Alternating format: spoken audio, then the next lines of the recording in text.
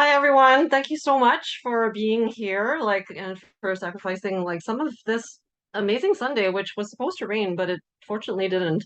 Um, Thank you all for being here for the Crazy8s 2024 registration and pitch information session. I am Grace Chin, the Executive Director of the Crazy8s Film Society, and the Executive Producer on all of the Crazy8s films. Welcome to Crazy8s 2024.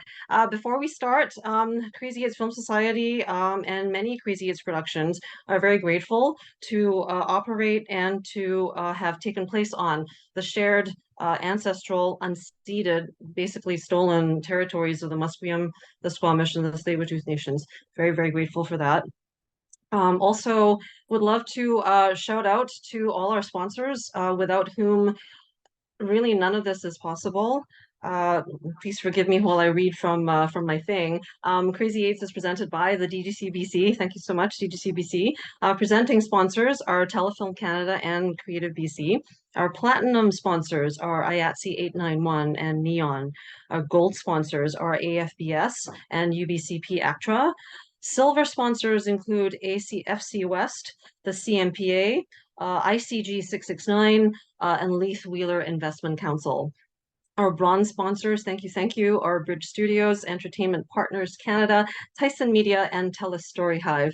Our film industry sponsors are Novus Media, YVR Screen Scene, and our educational supporters include Capilano University School of Motion Picture Arts, Langara Film Arts, UBC Theatre and Film, as well as the UBC School of Creative Writing and Vancouver Film School. Just a little bit of Zoom housekeeping. We are recording the session because some people that registered may not have been able to make it, and we just want to make sure that everyone has the information if they're still interested to receive it. And there will be a group Q&A after the program as well. For all of you, you can probably see a little Q&A icon at the bottom of your screen. So if you do have any questions for any of the participants, as you go, please feel free to type your questions into the little window that pops up when you click on that icon, and we will definitely get to it at the group Q&A right at the end of the session. So we anticipate that this will be an hour and a half. I think last year was an hour 25 minutes, so we're pretty much on schedule for that. And this is a great time to just have a quick look at what's coming up for the next hour and a half.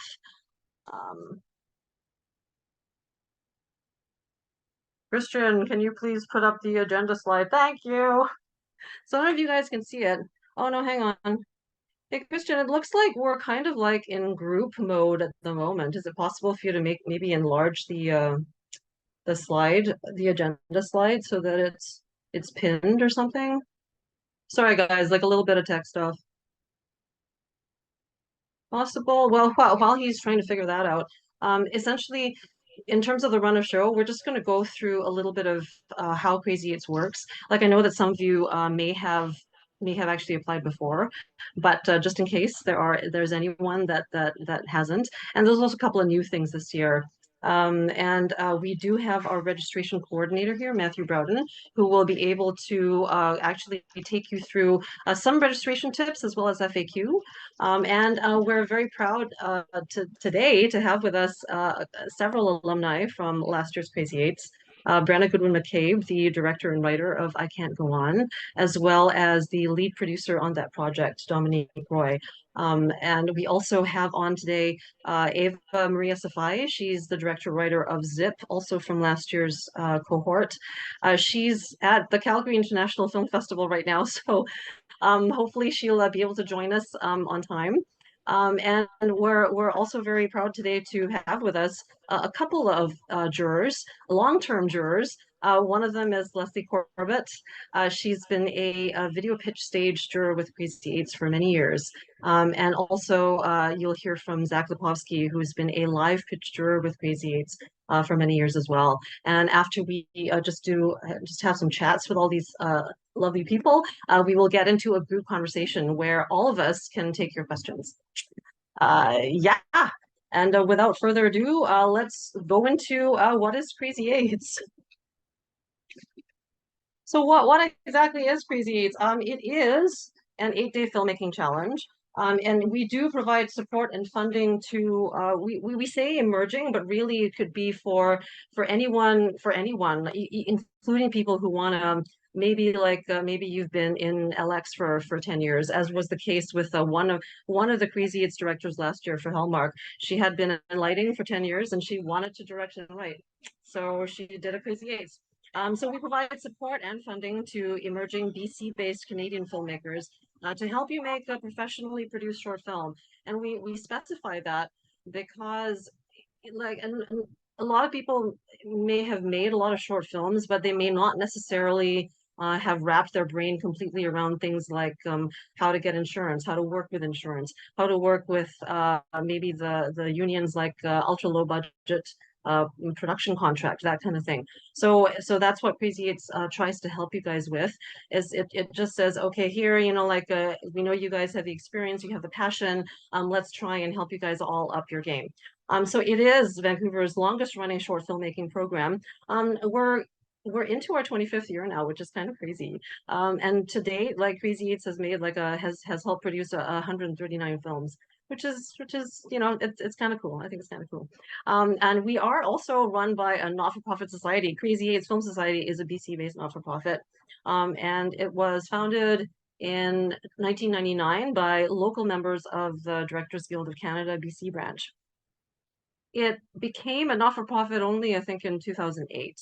When it started, it was literally just a bunch of people who wanted to make crazy indies, and they said, okay, here's $800, here's 800 feet of actual film, and go do your thing in like 8 days, and it has to be an 8-minute film, because 800 feet of film translates to about 8 on-screen minutes, apparently. It's like a whole thing. So that was how it started, and here we are now. And it does need to be said, Crazy8s Film Society does believe very strongly, and we try to hold to qualities that are consistent with equality, diversity, and inclusivity in our community. We believe that Crazy8s, in terms of its programming, as well as its own team and the people that it works with, should reflect the community that we are part of. So that's very important to us. Okay, and so how does Crazy8s work? Let's get to that now. Okay, some of you may know this process from previous years, but this year there's one key difference, I guess, and that is that in the beginning, when you initially submit your video pitch to us through Film Freeway, we are from this year onwards, also asking for the first 3 pages of your script draft, along with your 3-minute video pitch. Both of those things can be submitted through Film Freeway, and Matthew Broughton, our registration coordinator, will speak to that a little bit more in a minute. And from this stage, a independent jury of industry professionals, and also including 1 or 2 Crazy8s alumni very often, will select 40 quarterfinalists to advance to a live pitch stage. You will get 10 minutes in the room total, 5 minutes for your actual pitch, and 5 minutes for the jury to ask you questions. And this jury is completely different and separate from the first video pitch package jury. So the live pitch jurors are not familiar with your video pitch at all. They're not necessarily familiar with anything about your project at all. So this is your chance to start fresh and impress a completely different batch of jurors that can potentially advance you to the top 12 semifinal stage, where you will then workshop your full script draft with a professional story editor. And then at the end of that process, which takes about I want to say about a month, maybe a month and a bit, because it's over the Christmas holidays. And then you will deliver a final script draft. And based on the strength of your live pitch and how well you responded to the questions, as well as your final full script draft, the top 6 finalists will be chosen to move on to full production by the same live pitch jury. So like in that way, it is consistent. Like they've seen you pitch live, they've asked you questions, and now they've seen, okay, this is your full script after having been workshopped for about a month. So the other difference this year is instead of $1,000 cash, like each team will receive $2,000 cash. In terms of today's dollars, not necessarily a whole lot, but I guess it is twice more than what everyone used to get. So, we're hoping this is a step in the right direction. And also everyone does receive an in-kind production package of, we want to say around 50K like per team. And we can only do this because of our wonderful film industry sponsors. Lecily Corbett works with Keslow Camera, and you'll be hearing from her a little bit later in terms of a video picture perspective. And Keslow has supported like many Crazy8s teams in the past. Thank you so much, Keslow. Yeah, and that's not where it ends. You guys, the top 6, will receive workshops as well as mentorships from DGCBC members, very often CMPA members as well in terms of producer mentorships. And then the top 6 will shoot their films in 3 days and go through post in 5 days, and then screen at like it's usually always at the center, and it is at the center for the Performing Arts again downtown this year. So you can count on probably around 1,700 people watching your film on a big screen. It's pretty wild and kind of awesome. And then you go to Science World and party after, which is also kind of like a cool thing. I'm not sure which is, yeah. So it's kind of cool. So next up would be copyright and ownership. Let's go to that.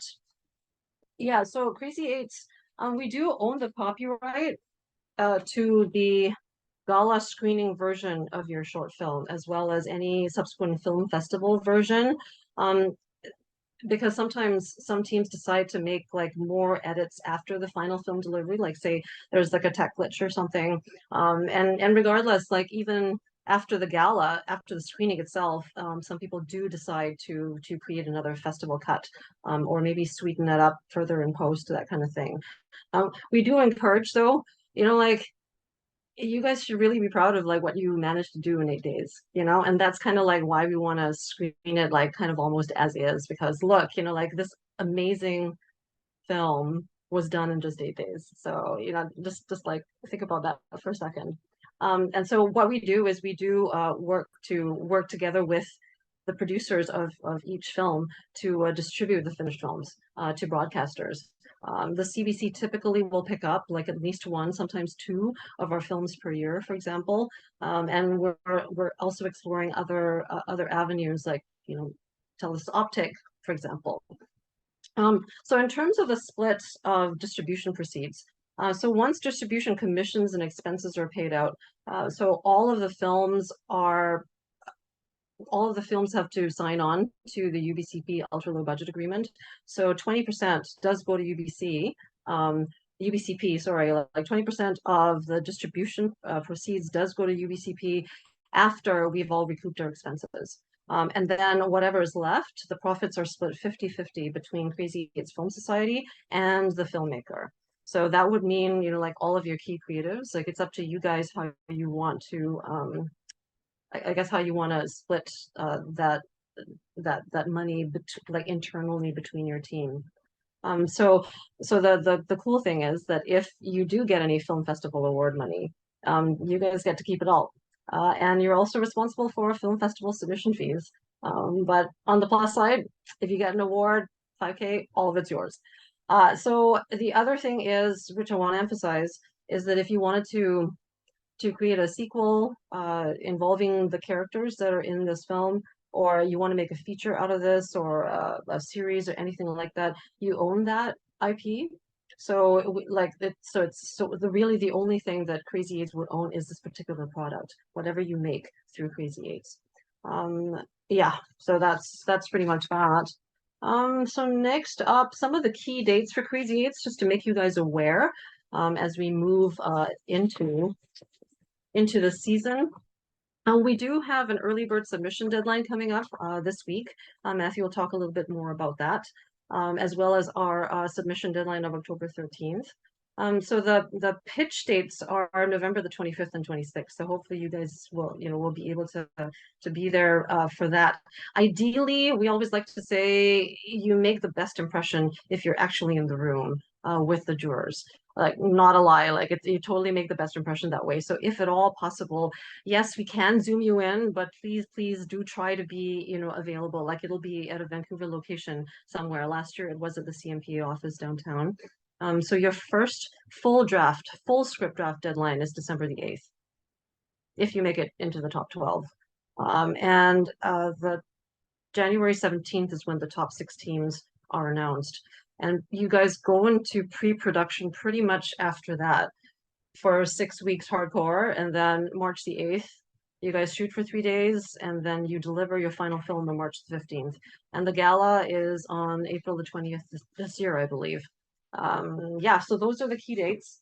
So let's now look at key eligibility requirements. Oh, my papers. Okay. Okay, here we go. So in terms of eligibility, we kind of follow the CAFCO guidelines for this one. So the director, writer, producer, and lead actor do have to be Canadian citizens or Canadian permanent residents, and also BC residents. If you guys make it into the top 40 quarterfinal stage, we will be asking for proof of residency at that time. Applicants do have to be 19 plus, and do have to be also either the project's writer, director, or director, writer, or producer. Part of the reason why we have an age cap is because we pay into WorkSafe and all that kind of stuff, and so it's partly a liability thing on our part, and also because Crazy8s does own these films, we enter into a contract with every key creative that goes into the top 6, and essentially it would have to be a binding contract. And so for that reason, we do ask that all applicants are of the age of majority, so 19 plus. Also, you can't apply if you're a full-time high school student, which might seem intuitive if applicants do have to be 19 plus. And also, and here's the thing, you can't apply to Crazy8s as a director again if you have previously directed a Crazy8s film. So if you have previously been part of Crazy8s as a director, so you've been a top 6 project director, then you can apply again to Crazy8s, but in a different role. So you can apply as a writer, you can apply as a producer, but just not again as a director. In terms of the length of your project, the completed film does have to be at least 5 minutes. So if you have a 6-pager burning a hole in your pocket right now, that means you could totally submit it, and not more than 12 minutes. So that kind of works out to about 5 to 10 script pages, kind of, including on-screen credits. So the 10-page script limit is pretty hard. Like, in other words, we do ask that it not be longer, the script not be longer than 10 pages. Sometimes it can still end up being like a 12, maybe 13-minute film because, stunts or action, things like that. But that's partly why we're kind of a little bit hardcore in the whole, it's got to not be longer than 10 pages type thing. In terms of genres and that, this is live action. So any live action genre, including you know, like what have you, like drama, comedy, sci-fi. We've done sci-fi, we've done lots of horror, lots of fantasy. Like we even done like several musicals in the past. So if you have that dream to like do a short musical, totally pitch us. You know, like we might totally make it. But the only thing is, it just can't be 100% like animated film or animation film, or a documentary. So yeah. So we do also ask that your story be your original idea, or at the very least, a story that you have already obtained the rights and permission to tell. So by the time you pitch us in your video pitch, you should already have an agreement with whoever does own the rights, if you don't, to actually tell the story. You can also adapt a story from work in the public domain. Now, I think after 50 years, it falls into the public domain. It's either after 50 years or 75 years. You guys can totally do your research on that. But yeah, that's basically the eligibility recs in a nutshell. Um, and now I'd love to turn this over to hear from our registration and submission coordinator, Matthew Broughton.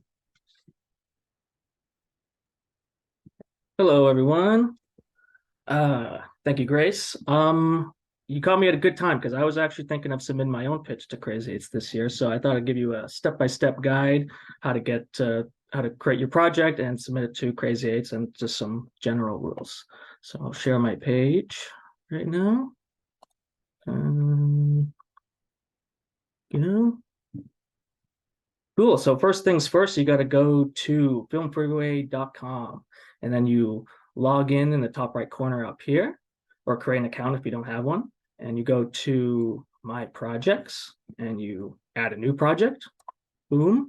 So, and it's a film or video project type. So I'm going to submit mine, which is Crazy Mates. Yeah, that's going to happen. And then you can put in your log line here. This stuff is all optional, but I'd say the most important stuff would be your submitter information, your email, contact info, so we can reach you. If you have your director, writer, and producer attached, this would be great to put them here.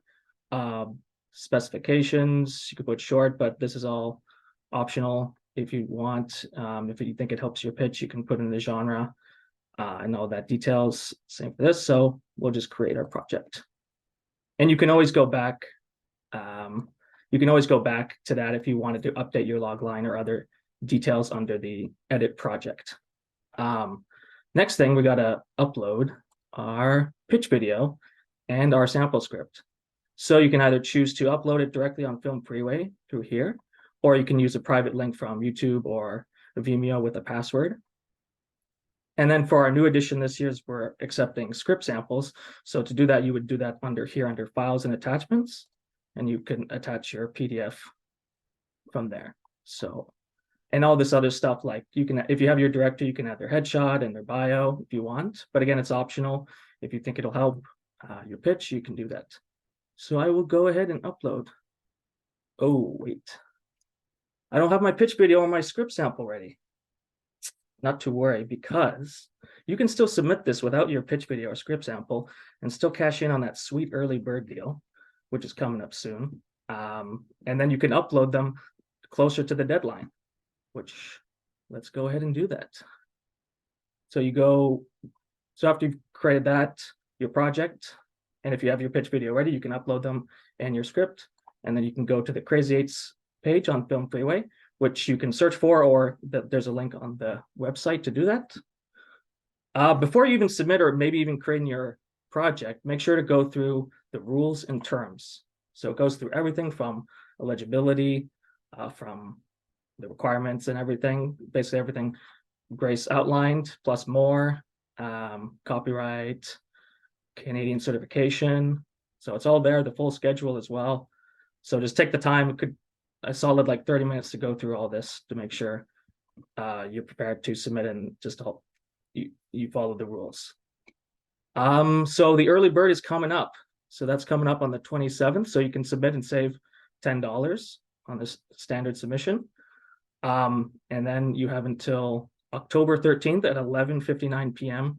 to not only submit, but also your file and your script have to be uploaded. We will not accept any late submissions past midnight. So, and that's a Friday. That's a Friday the 13th. So I would not wait until 11:58 p.m. on that day at that time to upload your dream Crazy8s project. So take that as well, just to account for any possible technical issues. I would avoid waiting until the very last minute to upload all the required files. And then you go to, once you have everything, or if you don't have your video yet, you can still go ahead and select your project. So I'd select Crazy8s, fill out these required questions, boom, boom, boom, boom. And then once you fill them out, you'll be able to add to your cart and check out. Other important things about the pitch video and script sample is, so the pitch video, it must be under 3 minutes. It has to be a pitch and not a completed short film.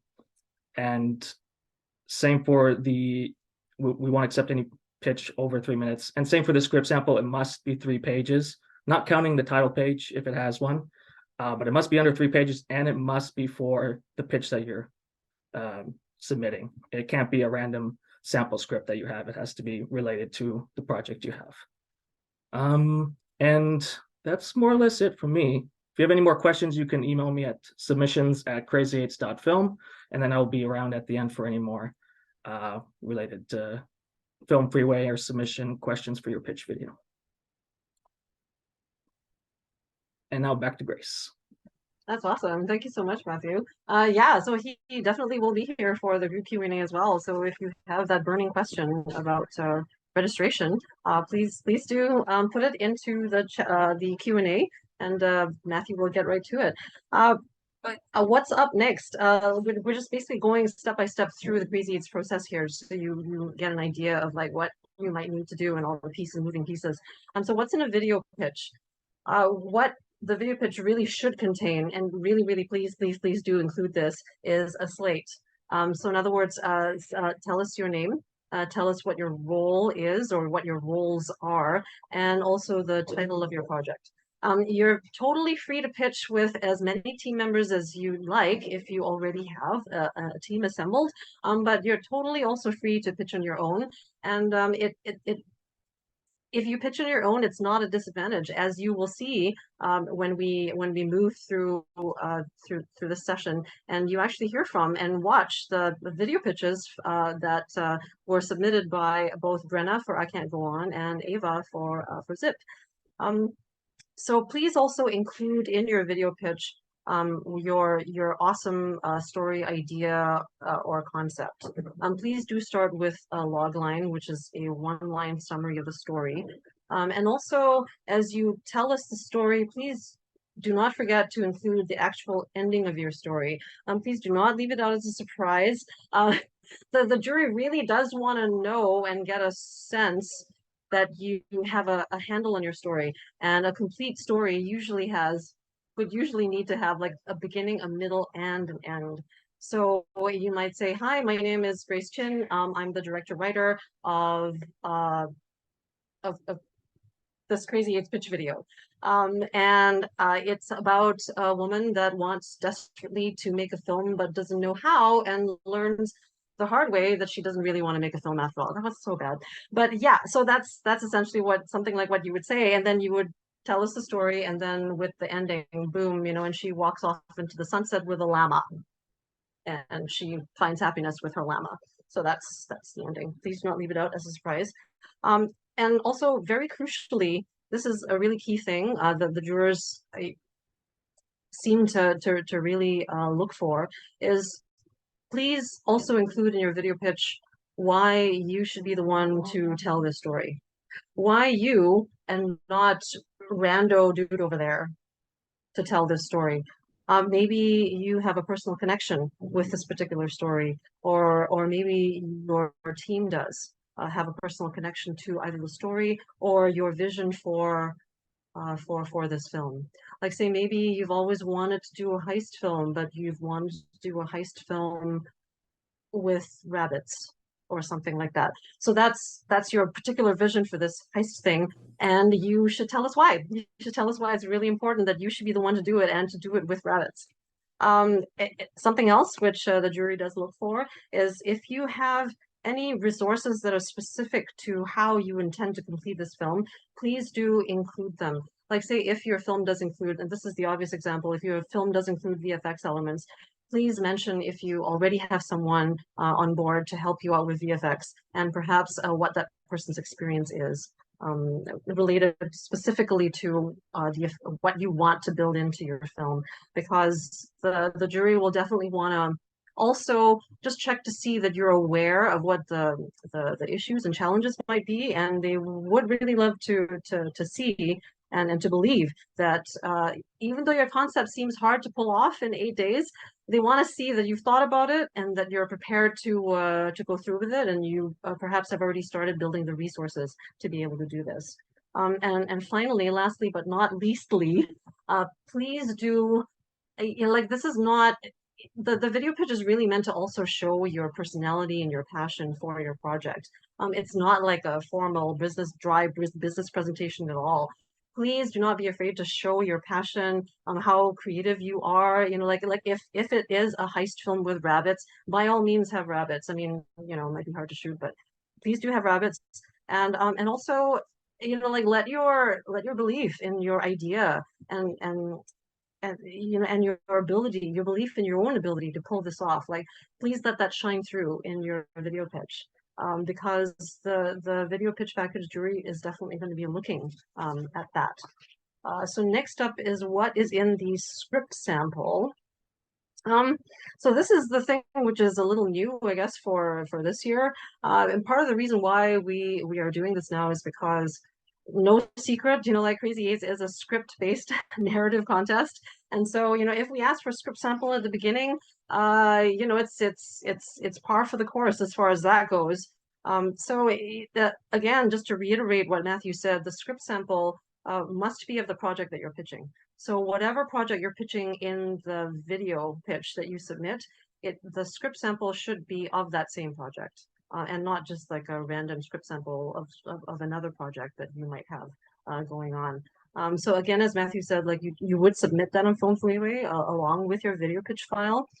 So the script sample should ideally be in industry standard script or screenplay format, and as a PDF ideally, because that's just the easiest for like everyone to open without any formatting issues or any issues opening it. It would also, the script sample must include the first 3 pages of your current script draft. And plus a title page if you want one, that includes your script title, which should ideally be the same as your working project title, as mentioned in your video pitch. This is just so that it's easier for the jury to kind of like put them together in their brains. Along with the other stuff, which is standard for a title page, date of the draft, your name, your contact information, that kind of thing. And this is also pretty key. The sample can definitely be like a really, really early draft or really, really rough draft.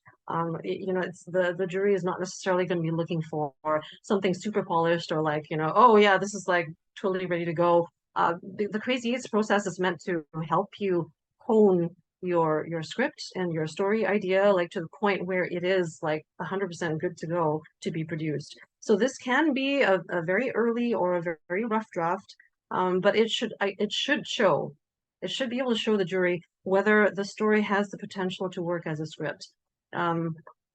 Certainly in past jury deliberations, like sometimes it really comes down to, we don't really know if this will actually work or not. Like it's a wild idea, like a rabbit heist film. We can't see it as a script. Like we're not really sure how is it going to work. So this script sample, I believe, like should really be able to help the jury see whether your awesome wild idea is going to work as a script or not. And that might be enough to put you through into the top 40. And the other thing that the jury will look for is, like, do these first 3 pages have a compelling hook? Very often, in terms of screenwriting 101, they always say within the X number of pages in the beginning, you should be able to, tell whether you want to keep reading or not, whether you're invested or not in the story. And so that's another reason why we ask for the first 3 pages, so that we can get a sense of so the video pitch jury can get a sense of how your pitch will work as an actual script. So now, in terms of that, what about the live pitch? So for this one, like Zach Lipovsky will speak to you guys about that a little bit more. But for the live pitch, the director does have to attend. Like we do ask the director attend. If the director cannot actually literally be in the room, they do have to be available in that time slot, virtually, like on Zoom. So the director does have to be available. So the director can certainly pitch on their own if say it's a director or a director writer that has applied. And you're also free to bring your team. We generally, don't suggest that you bring like 10 people, maybe maximum of 4 or so. So by the day of your live pitch, the project ideally would have the writer like 100% attached, and also ideally a lead producer.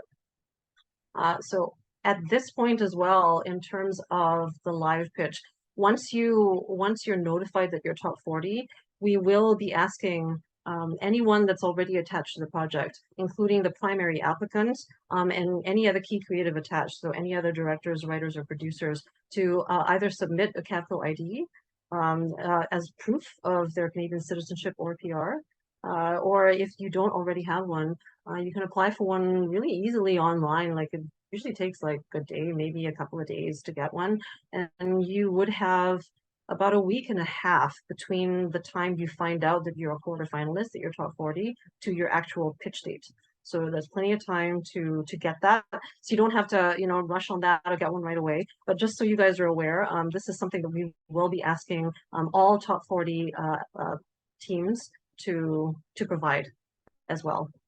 So along with this, we also do ask like each team to submit digitally as a PDF a one-sheet doc of your short synopsis for your project, as well as the director's bio. And also to bring 6 hard copies for the jury to hand out.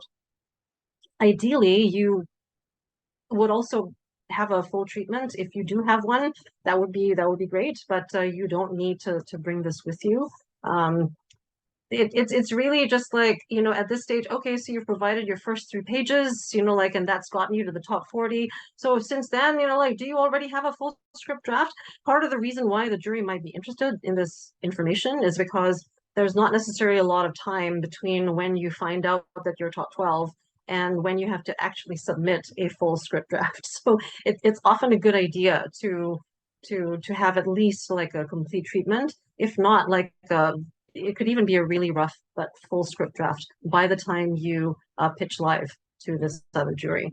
So this is another key thing. This is mainly a verbal pitch, meaning if you wanted to come in with a lot of AV and a lot of bells and whistles, the setup time would be included in your 5 pitching minutes. So maybe you don't want to, spend a whole lot of time setting up your AV when you could just be, really talking it up and engaging with the jury during your actual allotted pitch time. Because we do have timers, so they're going to be like, no, 2 minutes left, 1 minute left kind of thing. So definitely focus on the fact that this is a verbal pitch. You can use, like if you want to, some people have brought like mood boards, dream boards, that kind of thing. So you can use artwork, you can use props as well, if that's important. Like again, with the rabbits, like if you do have rabbits, you could totally bring stuffies and be all like, okay, so this is how they fight and do the heist or whatnot. Yeah, because we don't provide any AV in the room for your use either. So you'd have to bring everything in with you to that. So now that you guys have a general idea of how the process will work, let's hear from recent Crazy8s alumni about their Crazy8s experience. I'm just gonna, Brenna, I'm just gonna like read like on here like what it is, and then by all means please like add to your bios like once you guys are live. Oh, our first guest is Brenna Goodwin-McCabe, the director writer of I Can't Go On, which was part of the Crazy8s 2023 cohort, and Dominique, the producer, executive producer, yes, on I Can't Go On for Crazy8s 2023 as well. So happy to have both of you, like such a pleasure. So I'm just gonna like intro you guys with like some awesome some awesome verbiage, and then you guys please add to it, because I know you guys have kept working with each other over the summer, so you definitely have plenty to add. So Brenna Goodwin-McCabe is a versatile writer and director with a keen interest in media adaptation. She graduated with a Master's of English in 2020 from UBC, where she also worked as a teacher's aide. Her writing on science fiction, fantasy, and horror cinema has been presented at McGill, Dalhousie, and UBC, along with her weekly film blog. Check it, guys. You remind me of the frame.ca. Brenna established Hearth Pictures in 2020. Hearth Pictures, sorry. With her first horror short, Half Full, in 2021, followed by The Still in 2022. Half Full won honorable mention at the 2022 Vancouver Badass Film Festival, and The Still premiered at the Toronto Indie Horror Festival in 2022. Hi, Brenna. So Dominique is an award-winning producer and screenwriter. She aims to bring films to the screen that start conversations. I can totally attest to that. Aside from her film production work, Dominique also brings with her extensive project management experience. I can also attest to this, having led communication teams for the Canadian Red Cross, City of Vancouver, and the City of Toronto. So before we actually watch Brenna's video pitch, I'd just like to say a little bit about the film. I Can't Go On is a, I want to say existential horror, like totally correct me afterwards if it's not. Directed by and written by Brenna Goodwin-McCabe. Lead producer on it is Dominique Roy. And the log line, which you will hear in the video pitch, is an alienated young woman discovers a body in her apartment elevator, left to fester under the heels of her unconcerned neighbors. Let's take a look at the video pitch for I Can't Go On.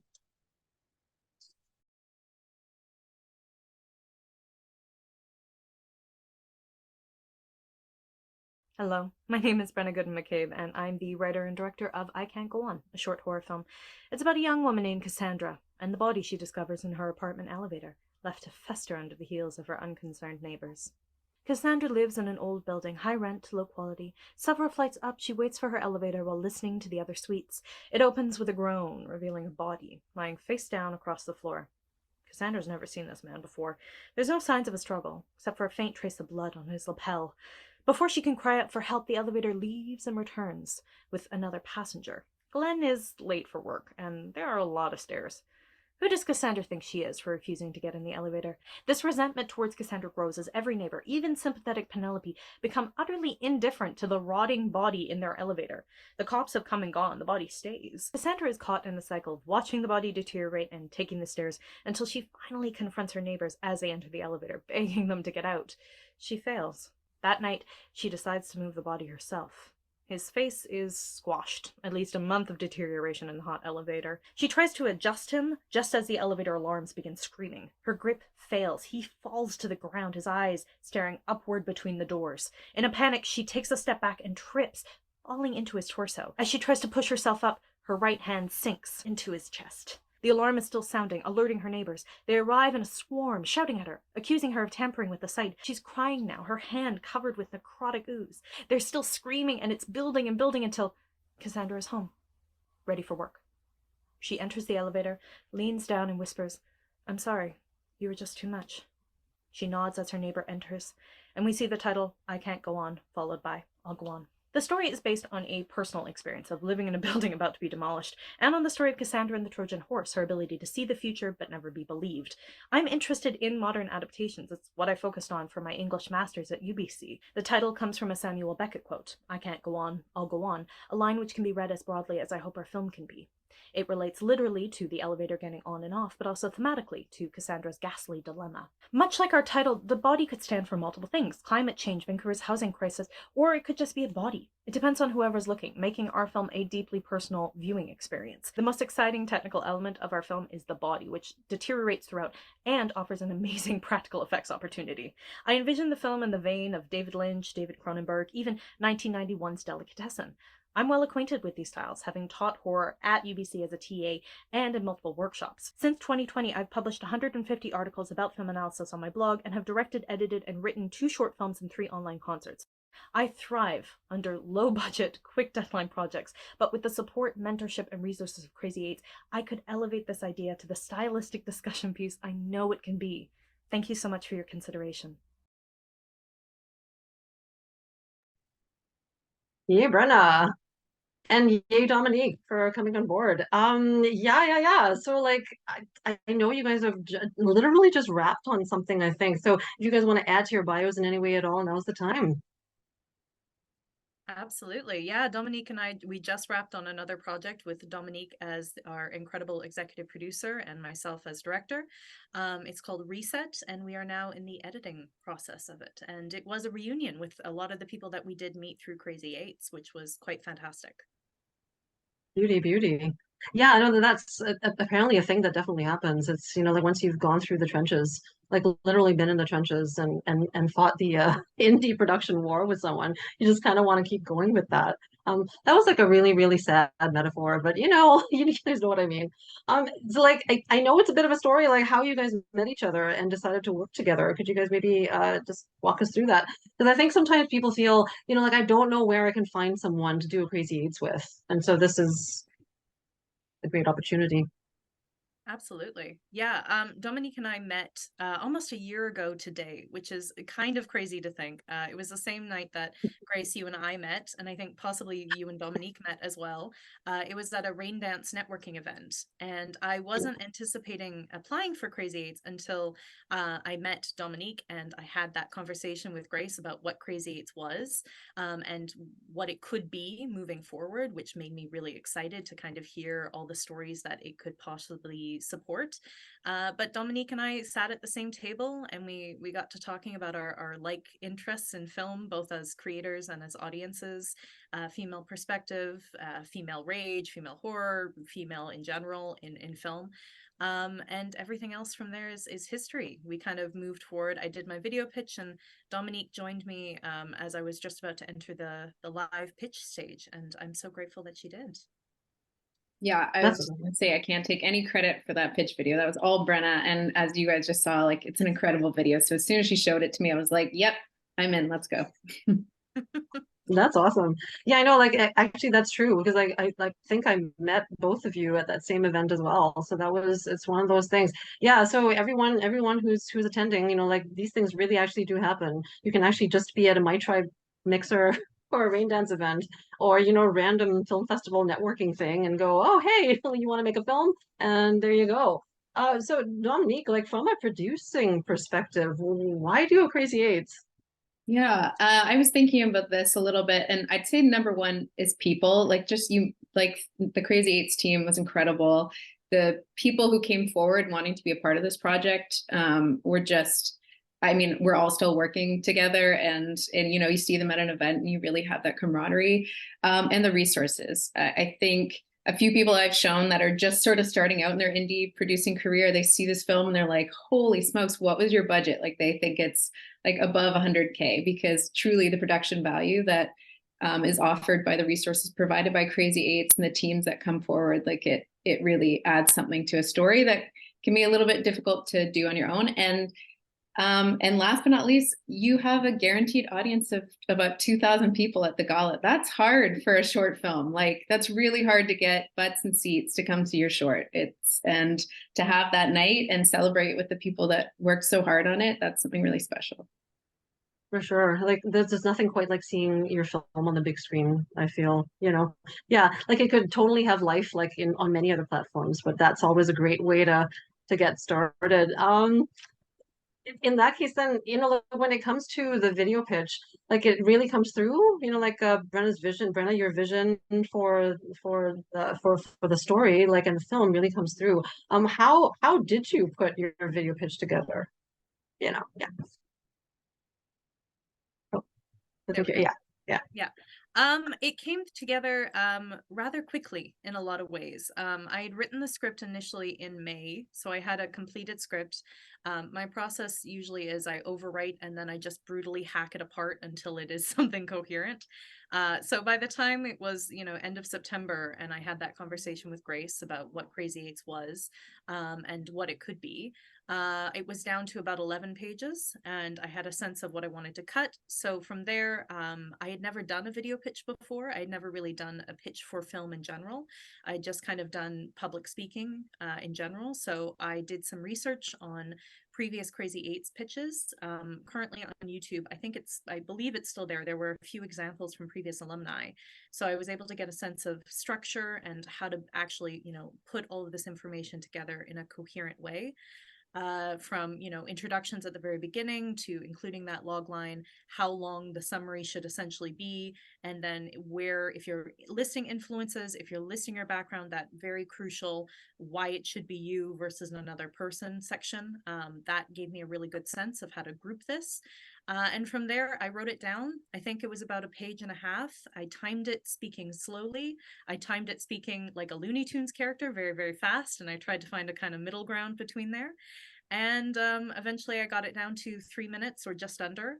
And it gave me a sense of, what images I wanted to use. And I memorized it and got myself in front of a tablecloth that was on my 4-poster bed just behind me here, and went forward with that. And I do recommend, when you're writing, if you are the writer, or even if you're just directing, having a list of influences very early on is very, very helpful, especially when doing a pitch video, because you can refer back to that and be able to find images that you were thinking through that you haven't thought through necessarily since writing, since coming up with some early ideas, but having those visual influences and thematic influences to incorporate are extremely helpful, both in video pitch and in moving forward.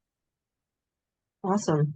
Well, you mentioned that you already had a fairly full script draft that you hacked down to get it to the required length. Let's talk a bit about the story development / script development phase. Like some people feel, or some people think that this is really only beneficial to the writer, but as a producer as well, I can certainly speak to how sometimes when there's changes in the script, it does affect sometimes how many locations you'll need, and it can affect your budget. It can affect a lot of things. So I just wanted to, I have a couple of questions, one for Brenna and one for Dominique, related to that phase of the development. So for Brenna, how did that phase of it either help your draft or your understanding of screenplay writing or not? So was it helpful? If it was, why? If it was, there were challenges, what were they? And then next, like from Dominique's perspective as a producer, like how did that process maybe help you get this filming? Absolutely. Yeah, it was incredibly helpful, and it still is to this day, everything that I picked up from that, in both in how we were able to apply it in a production, but also how I was able to visualize the writing I had been looking at for a couple months. Moving into that phase, at this point, Dominique had joined as our incredible producer. So Dominique had some feedback. So I was already getting some feedback from a producer of what we should be looking at realistically. How can we make these visuals read in a very practical sense to every department? And then we brought on, Crazy8s offered us the incredible mentor that is Karen Lamb. And Karen Lamb, as a director and a writer, specifically in horror, was able to give us some very helpful advice of, even though from a director or producer's perspective, that seems logical the way you've written it, how can it be logical to every single department at any given time? From making certain things bold, from just formatting details that, I'd been writing scripts for quite a while, but these were details where, if I was working just with myself or just with an actor or maybe one other person, everybody kind of knew just based on what I had done. But now that we were getting to a team of, 50 or so people, it needed to be far more succinct. And that was incredibly helpful. And it's something I've continued to use just moving forward. And also getting some insider tips of, like, early on, we had a shot that was going to be outside, and the question came up, does it have to be? Because these are the reasons why that would be easier to put it inside. This is why you should stick to this kind of environment versus, making it multiple locations, and there are multiple outside things. And even though our script, I think, benefited from having essentially only 3 locations of, we had our hallway, we had the lobby, and we have a staircase that we also used for a garbage kind of area. I think it was really important to have those details early on of knowing very few locations, try to stay inside. And that depends on the story, but those were helpful to us. Dominique, do you want to carry on with that? Yeah, no, I think you hit the nail on the head. Writing a script, especially if you intend to direct it, it can sometimes feel like you're going to put in all these things that it's really from your mind on the page. But kind of doing a pass at it where it's being a little bit more open to some of the people that are going to come on, right? The production designer is going to want to add something, and cinematographer is going to have a way of looking at this. And as a producer, you're going to be taking notes of all the things that Brenna just mentioned. As soon as you say exterior location, as a producer, I think, do we need a permit for that? Is that something that we need to start thinking about?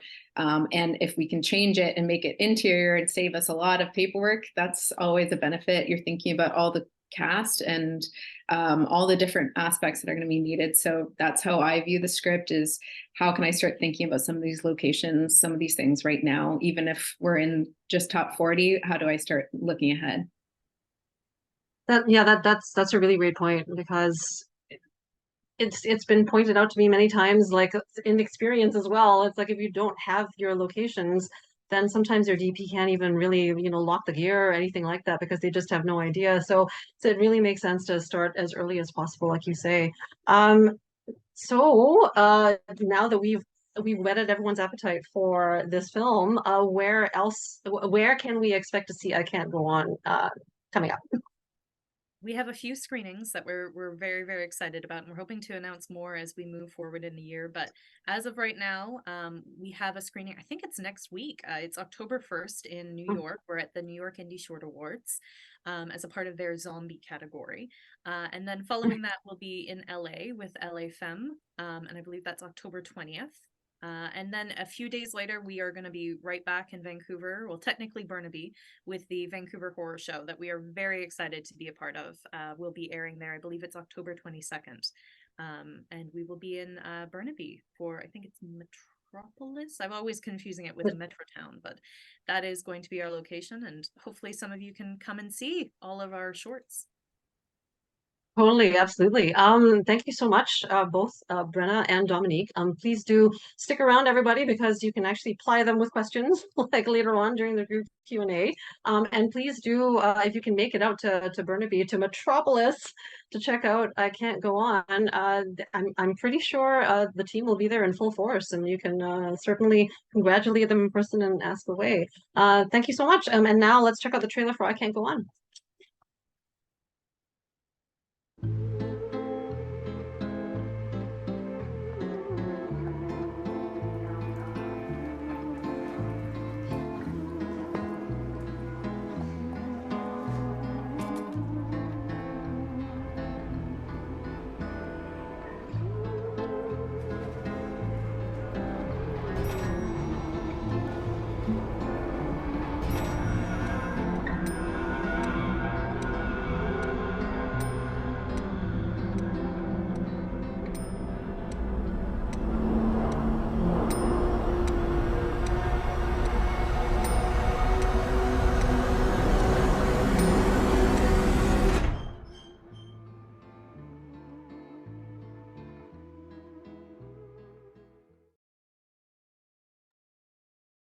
Awesome.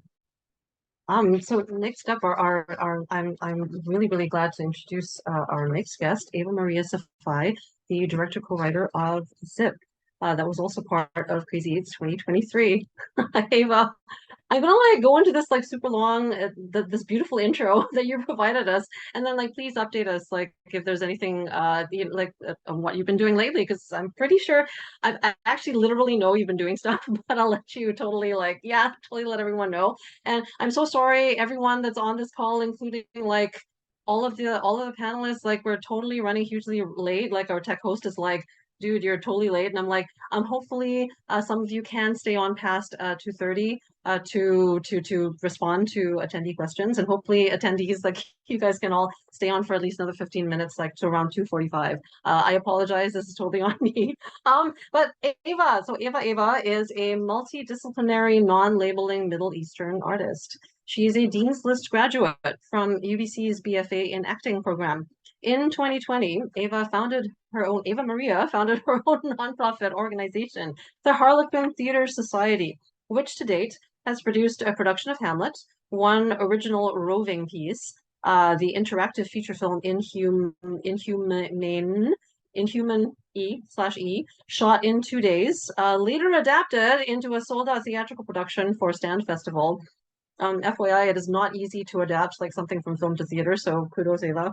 Well, you know, yeah. And I Killed Maddie Forbes, which is a 7-episode limited series shot in just 21 days, in which she not only took on the lead role, but also she directed, she executive produced it, and she was a head writer on it. She is the recipient of numerous awards, including the North Shore News's first ever favorite local celebrity, the City of North Vancouver's Rise Up Award, and a Don S. Williams grant. Her work has reached Lifetime, Nickelodeon, Cannes as well, and most recently Google TV. Ava Maria is also an avid songwriter with over 1 million streams, 3 albums, and a Canada Council-funded musical under her belt. She is currently represented by Lucas Talent. So before we view the Zip video pitch, this is just a rundown of Zip. Zip is a horror. It is directed by Ava Maria Safai. The writers are Ava Maria Safai and Sid Castle. The producers are Nico Graham, Christopher Cook, Mandana Megabani, Ava Maria Safai, Kaylee Watrin, and Brooke James. The log line is, on her 16th birthday, singer-songwriter Melody awakens with a zipper sewn to her mouth. A story about the voiceless who must fight to be heard. Let's view the Zip video pitch.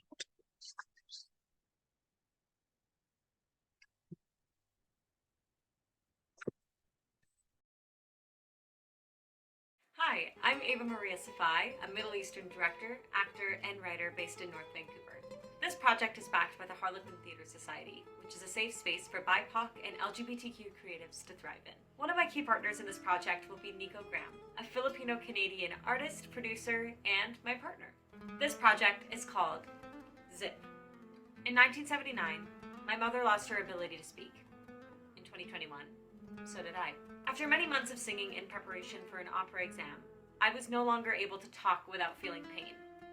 Little did I know, I had a very severe case of vocal nodes that was only curable with surgery. In my case, my silence was induced by physical causes. My mother's was not. My mom got her degree in music at a time when the Iranian government effectively banned the arts. Singing was outlawed, and so my mother was voiceless, at the hands of men who wished to see her mute. Zip follows Melody, a young Iranian girl with big dreams. She's a gifted musician and a social butterfly who isn't afraid of putting an authoritarian in their place. We're going to follow her in a typical day of her life. We'll see her go to school, talk to her friends, and much more. But on her 16th birthday, Melody will wake up with a zipper sewn to her mouth. What Melody doesn't know yet is that the zipper is a tradition, sewn onto daughters by their fathers. Throughout this short film, Melody will be fighting to get her voice back. Spoiler alert, Melody will succeed, but not in the way that you expect. This is the short film to pick, and I'm the person to make it happen. I'm coming to Crazy8s with years of experience in directing, acting, and crew work. My most recently completed project was I Killed Maddie Forbes, which was a 7-episode series shot in 21 days with a volunteer crew of over 125 local artists. I am built to do things like Crazy8s. I love that Crazy8s has historically elevated films that have diverse content and that have a good old-fashioned twist. I'm a huge fan of both. Visually, I'm drawn to movies like Coraline and 2 + 2 = 5, and I think those kinds of films will deeply influence the way that I create this one. I'm also interested in the information that the aesthetics of the late 70s and 80s can provide to the short film, whether it's in costume design, the types of lenses we use, the aspect ratio, or other elements of production design. Women in my story and women in Iran are being silenced. I'd like to be the woman who gives them a voice. Thanks for watching.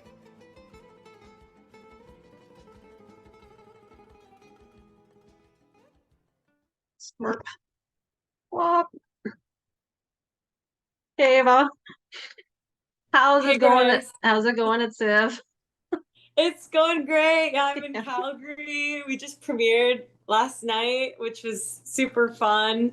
And just like it's really cool to go from like a 2,700 seat audience to like a much smaller theater, but interesting to see different kind of reactions too. Like this one was much more like at the end pin drop kind of silence, which was really cool. Like it's what I intended. So yeah. That's awesome. And I know you've been doing stuff over the summer as well. Maybe just like fill us in real quick and like, yeah, what's been going on? Yeah, I wrote another feature and pitched that, and I shouldn't say what it is or who it is, but it got funded, which is really exciting.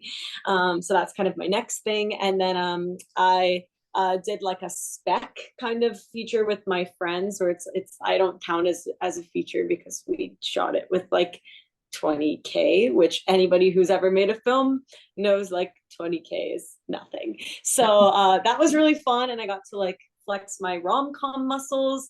And yeah, now I'm just like on a festival run and planning the next thing. That's awesome. Thank you. Congrats on all the things.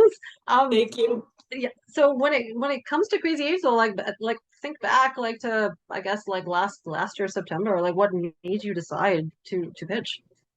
I actually saw the 2022 Crazy8s gala, and I was with my co-writer at the time, and like we looked at each other, and we've been writing together for a while. We were like, we can do this, and then so we decided to do it. And I was like trying to come up with an idea for many months, and I was like, I don't know, because I knew kind of like, I call it like the Crazy8s formula, like what works with the Crazy8s audience is like the twist and like the cool, like the crazy is in the short. And I was like, what can I do? What can I do? And it ended up being that I went to Poland to see my family right when the Iranian Revolution was happening. And on the plane ride back home, I like dreamt up the whole thing. So yeah, that's how I Wow. ended up. Yeah. Sometimes it happens that way. So then, yeah, like, but how did you then translate that to your video pitch? Because you've definitely structured your video pitch in a certain way to tell that story. Walk us through that. Yeah, I think like the biggest thing for me is like justifying like why I'm the director to do it. I think a lot of people that I've heard, you know, that want to pitch this year, like are getting caught up in the story as opposed to like, this is really like a festival that celebrates like directors and like the creative team, which is like rare and cool. And like, I really wanted to emphasize like my personal connection to the story. So I think the way I went about it is I wrote like in my notes app an outline of kind of like all the Crazy8s questions that were on Film Freeway and made sure to like answer every single one in the video. And I would like record myself for a bit, learn the next couple lines, and then record. And then I used visuals because I felt maybe some people on the jury would get it better if they see it. Cool. Yeah. So then, like, that was how you kind of like figured out how to do your video pitch. So how different was that from your approach to the live pitch, or was it different? The live pitch, at that point, I really like leaned on the Crazy8s community. So like there were a couple directors from the previous year that were really nice and like posted on their Instagram story and was like, if anybody's pitching, like let me know and I'll help you. And I'm trying to like pass the good karma kind of forward.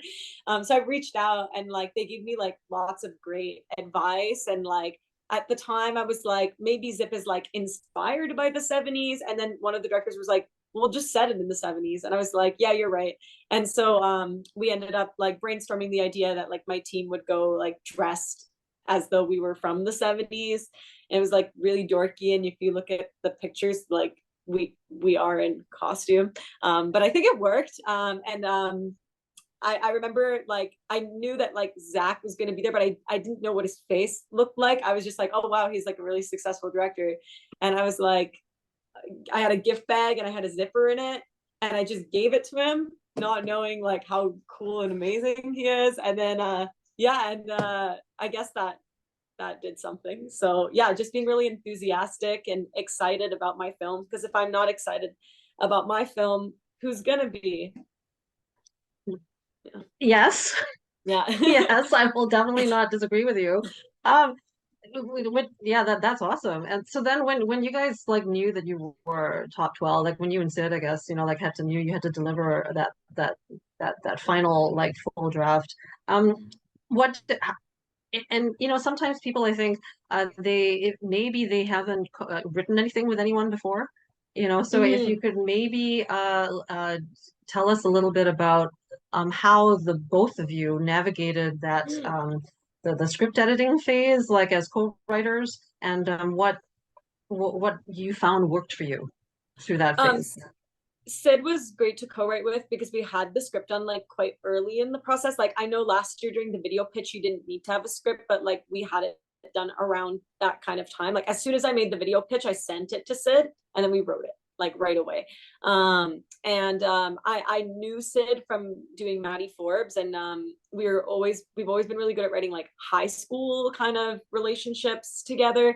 Sid had the idea of the talent show, which was great because I knew I wanted her to sing publicly, but I was like on the street, and she was like, let's set it at a talent show. So I think I just got really lucky that like the person that I was writing with is someone that I really like connected with creatively. We always started with character bios is what I recommend for anybody like maybe newer to writing. Is I start with the character first, because if I don't care about the character, like they can't carry me through the story. So we made little bios, and we did like favorite color, favorite food, likes and dislikes for every single character, and then built kind of the world after the fact. Around that. So then how much did your script change really, like through the story editing phase, or not? And transparently, not that much. Like Karen was really on it, and that's what I like about Karen is she was just like, it's a great script, don't touch it. She was like, if it's she was like, and like that's good. Like you don't want someone to like come in and just say things to say things. Like she was really nice. And what we did instead with Karen to fill our time with her is we talked a bit about production and like logistics, and she was like, okay, what if you can't get a bunch of extras? Write a plan B script where like you set the classroom scene in detention. And so we had what we did for when we submitted the top 12 was we had a plan A script, which is like our original script, and then a plan B script, which was like the low budget version of ZIP. Like if we can't find enough extras or whatever, what would be the backup plan to do that?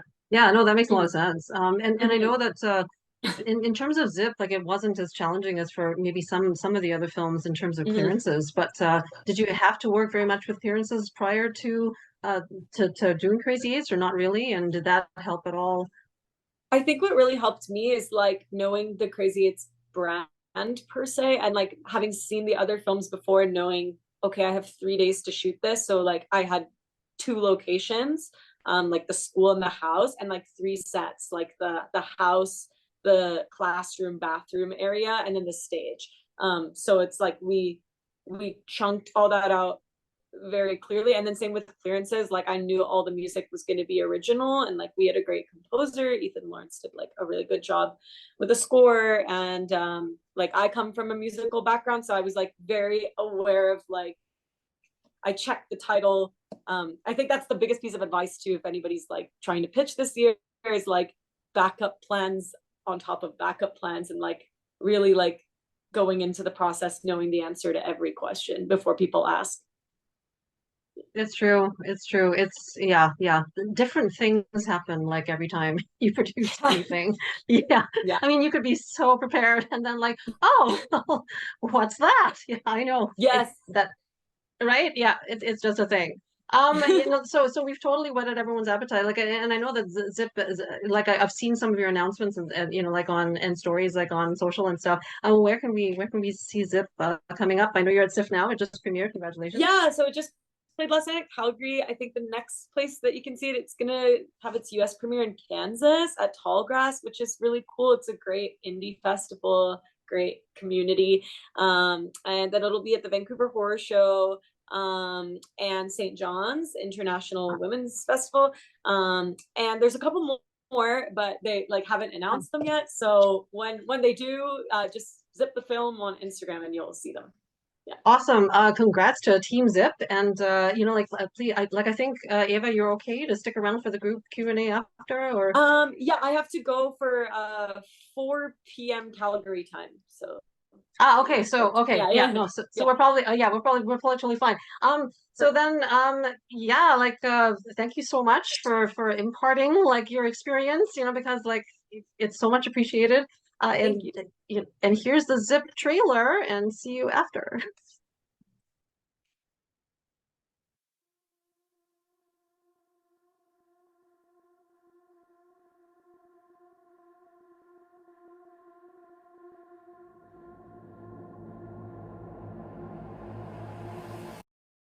I had it made for you.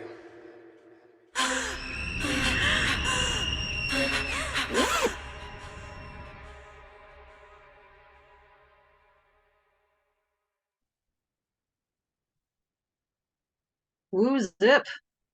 Next up, it is my great pleasure to introduce to everyone Lecily Corbett. She is the Executive Director of Business Development at Keslow Camera, and she has also been a video pitch juror for Crazy8s for, we talked about this, it's like for three or 4 years. Yeah, 3 or 4 years. not Yeah, sure. Three and a half. Let's go with 3.5 years. let's go with 3.5. So she is a long-standing juror, and she has a wealth of knowledge and perspective, both from her own experience and work experience, as well as from having been a video pitch juror for some time. So like, I'm just gonna like quickly do a bio, Lecily, and then we can hop into things. And please feel free to add to the bio if you like. Lecily Corbett is the Executive Director of Business Development at Keslow Camera Inc. She is an experienced entertainment executive with 20 plus years experience in film and television, the industry. She is skilled in sales, rentals, marketing, and branding. As a former camera assistant herself, she knows both sides of the business, which gives her the extra edge when dealing with her clients and when, doing things like being part of a video pitch story. One of her favorite things is to mentor young artists. Thank you, Lecily, and to help them navigate their career and build their brand. She has been a video pitcher for Crazy8s for 3.5 years. Welcome, Lecily. Let's go with that. Thank you. Let's. I know. Is there anything you want to add to your bio at all? Anything that we should know about? No, I just learned more about myself than I even knew, so you covered it. I think this may actually be on your LinkedIn, so Well, I never look at it, so there you go. I should read that. No, but kudos, because this totally shows that you are indeed very, very skilled in all of the things, sales, marketing, and branding, and all of that stuff. I just want to super thank you, because not everyone that has as much experience as you actually wants to come and do stuff. Can I just ask, like, why do you mentor, and why do you want to be a juror with us? I just think it's important that, like, I think back when I started out, and you don't even know what you don't know, and there's people that will try to keep you down, and then there's always a few people that help you. And I just thought, well, I would rather help than hinder, especially, supporting young women who, are trying to get into a business that, traditionally has been very male dominated. And I think if you see someone that's achieved something, you can kind of go, oh, I could do that. So I just think it's important. And I also think it's a great place to discover new talent, Yeah, no, for sure. Like it does feel, like it's a different kind of feeling when you come to this kind of thing, once you've had like that level of experience. So then in that case, then as a juror, and you've done this for like 3.5 years. What what do you look for in a video pitch? Because it's such a condensed, little 3-minute thing, I like to see all the stuff filled in on the landing page where they put in all the stuff, because then I can kind of read that first and then just watch the pitch. So I want to see that they're confident, right? I want to see a polished pitch. I don't really like the ones where someone's like sitting in their car, and it's very like freestyle. That immediately makes me not trust them. But when I feel like they've put in the effort, they know what they want, then you have confidence that they can finish the project. And I also think, if a person sort of tells you their why, like, why do you want to do this story? Is it personal?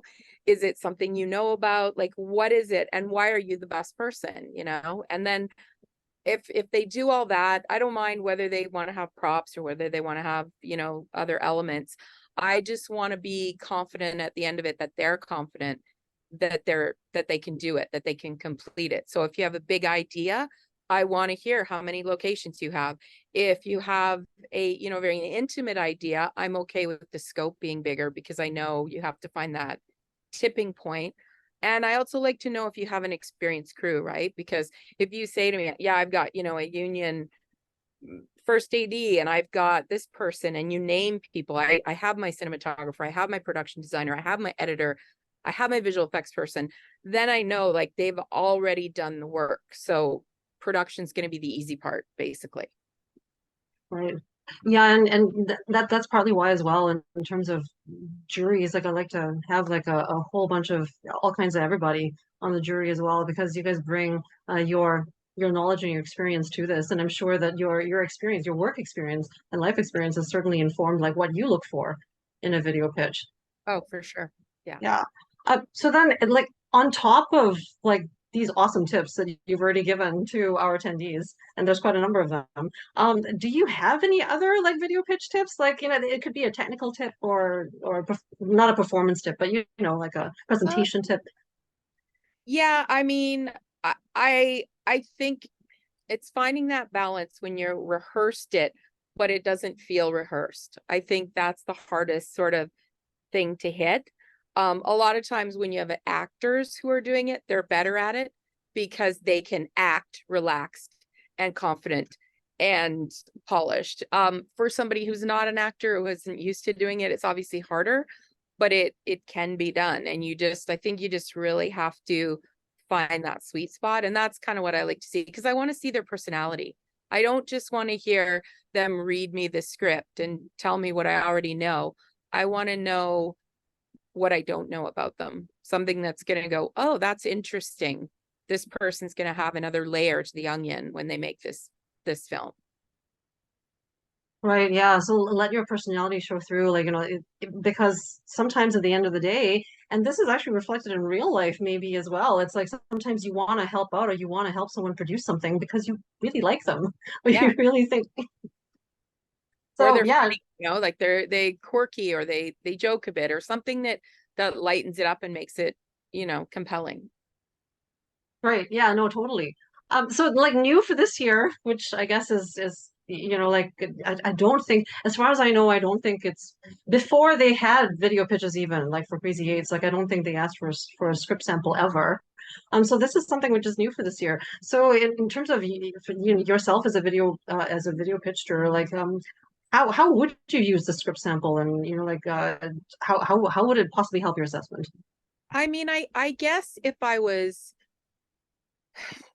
had some uncertainty as to if the pitch wasn't super polished and I didn't feel they were getting across something about the script, I think just seeing how it's laid out, how they use dialogue, would maybe help enhance my understanding of the subject. But I don't know that I would read all three. Some I might not need to. I might just glance at it, but I think it would be helpful, because certain pitches, you get to the end sometimes and you're like, huh? I have no idea what's going on. And so I feel it would be very, very helpful in those certain types of pitches. To have that kind of reference. Well, and sometimes too, like during deliberation, then you know there's something. Oh, yeah. It's kind of like there's not a fallback, but you know there's something that you can refer to other than the video pitch. You know, Yeah, it's like exactly. a bit It's a of a backup thing. plan, you know? Yeah, no, totally. That's awesome, Leslie. Like, I mean, those were pretty much my questions for you, and I know you're okay to stick around for the next 15 minutes or so. Yeah, so if I see that we do have several questions lined up in the Q&A already. Leslie, if you can come back for that, that would be Sure, yeah, absolutely. that would be Yeah, awesome. my pleasure. Thank you. Yeah, thank Okay, no you. Yeah. problem. Mm. And it is my pleasure now to introduce our next guest, Zach Lipovsky. He has been a Crazy8s live pitch juror for, oh, well, let Zach tell it, but I know it's been several years. Um, Hi, Zach, how are you? Thank you so much for waiting. I know we're like over time a little. Yeah, yeah, yeah. So I'm just gonna do like a super quick intro um for you, because a lot of people are like, Zach is so cool and awesome, and we know he's very famous, but we don't really know exactly how or why. So this is okay. Zach Lipovsky is an Emmy nominated director. He does sit on the National Executive Board of the DGC as the National Director Division Chair. Are you still, I think? Yeah. Yep. And he is also the founder and lead designer of an app called Shotlister. It's an industry standard in shot listing, and like over 50K like filmmakers use it, apparently, according to the stats. Please do check it out. Well, gotta plug people that help us out. So and something which maybe not all of you know is that Zach was himself a Crazy8s alumnus. He was in Crazy8s in 2005 with Crazy Late, with this film Crazy Late, and he did use that to audition for Spielberg's filmmaking competition on the lot. And he placed fifth out of 12,000 directors. That's 12,000, not 1,200 directors worldwide. And he was also the only Canadian and the youngest person at the time to make it to the top 18. Since then, he's gone on to direct and produce numerous projects. I guess most recently, the theatrical indie feature Freaks. It was the biggest Canadian sale at TIFF 18, apparently. And it won the Best Emerging BC Filmmaker Award of IF 18 as well. And it was in the Netflix top 10 for 2 weeks worldwide. Also a thing, 100%. Welcome, Zach. And is there anything you want to add to your bio at all? Yeah, I mean that's the highlights. I'm about to be making a big Warner Brothers movie, but it's all on pause right now. So hopefully that all resolves soon. But yeah, the height of my career was making Crazy8s almost 20 years ago. So happy to be here. Apparently it was. Well, certainly from our perspective, it definitely was.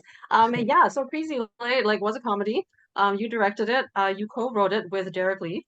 It was produced by yourself, Jesse, Lennox Frender, and Niall McNeil Richardson, I think. So the log line is Jimmy Smith wakes up 5 minutes late. Okay. Oh my goodness. So sorry. Sorry, man. But yes, Zach has included you. So the log line is this guy called Jimmy Smith wakes up 5 minutes late for his own wedding with 4 blocks between him and the rest of his life.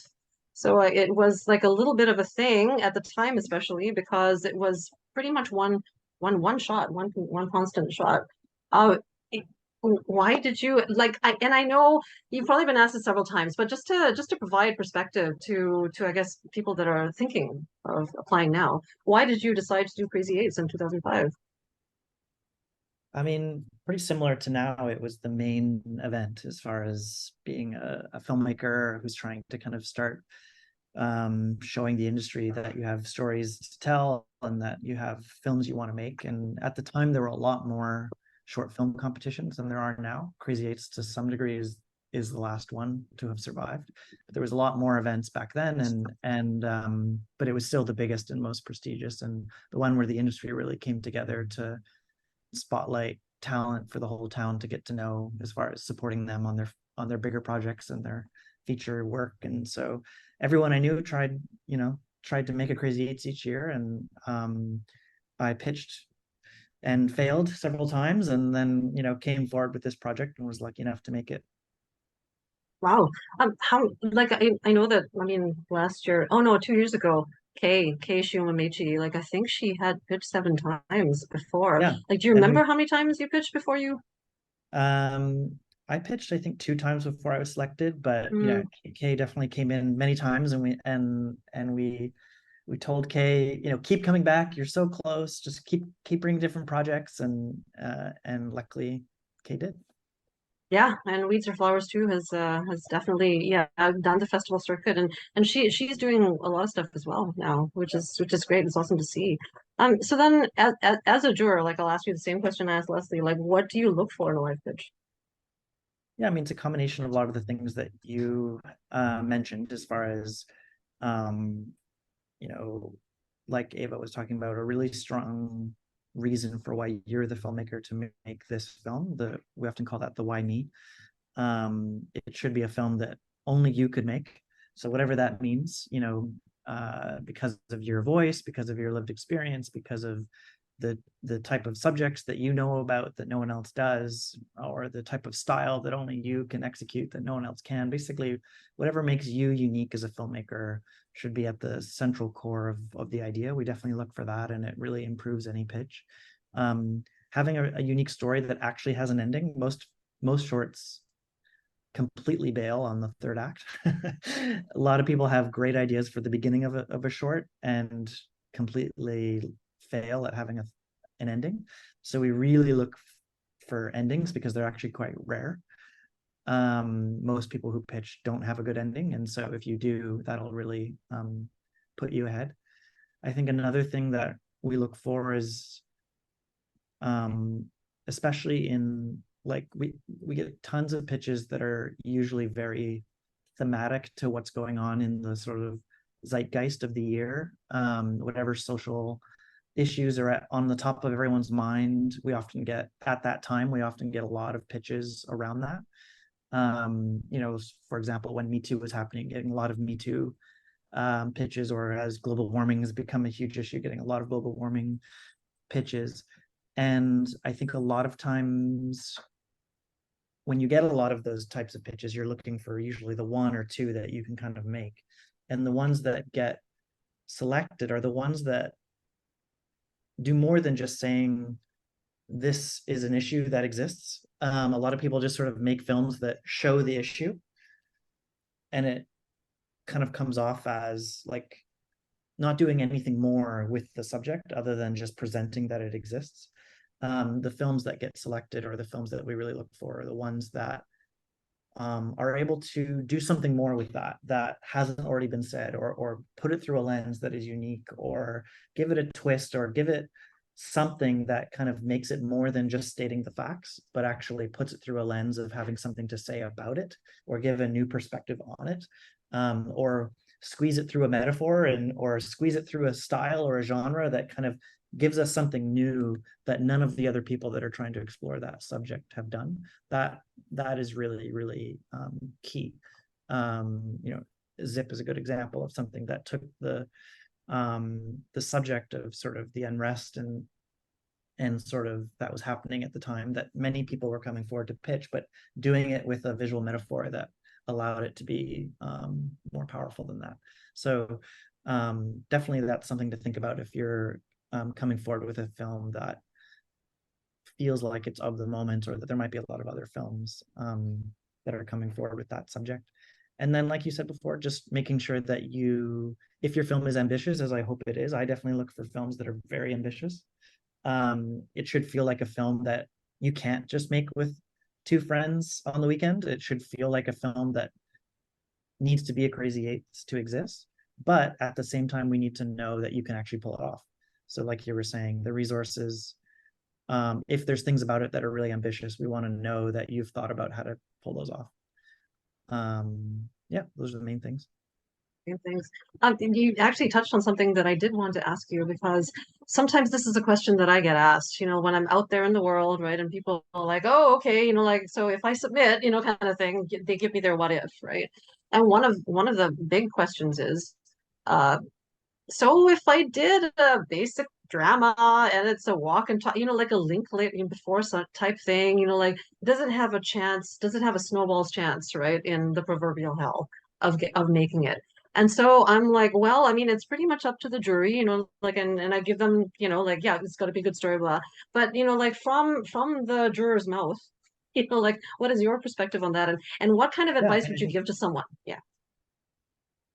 Anything is pitchable. We've had dance movies, we've had we've had dramas, we've had everything that you could imagine, but it has to be good. I mean, if it's two people walking and talking and that's all it is, then it may not. But if it's as good as Linklater or Woody Allen or the people that have done that at a level that is, you know, that really you marvel at, it has to do something that other films have never done before. And it could just be doing it in what they're talking about, or in the way that it's shot, or whatever it is. But you have to do something that is begging to be made.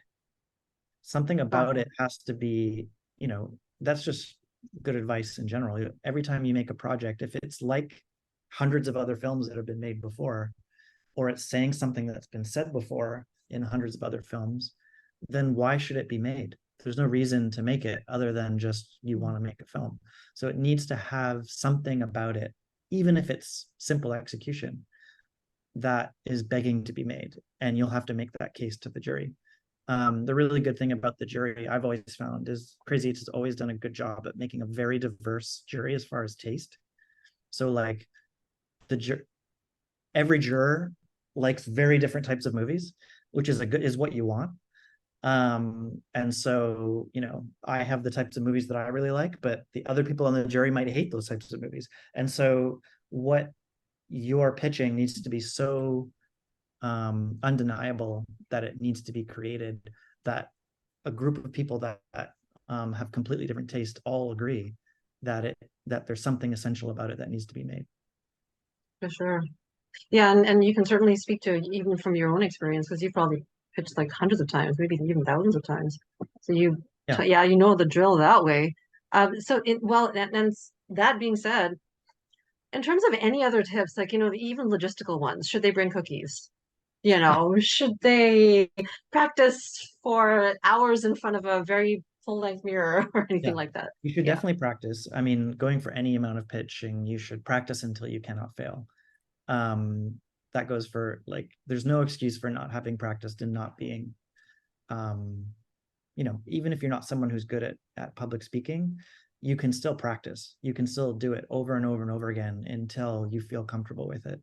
There's sort of no excuse for not knowing the material, because there's going to be people that you're pitching against that are prepared. So if you're not prepared, it's going to work against you. Now, there's definitely times where people come in and they're very unprepared, or they're very shy, or they're not good at pitching, but their story is so strong anyway that it gets through. That I would say that definitely happens, but that's an outlier.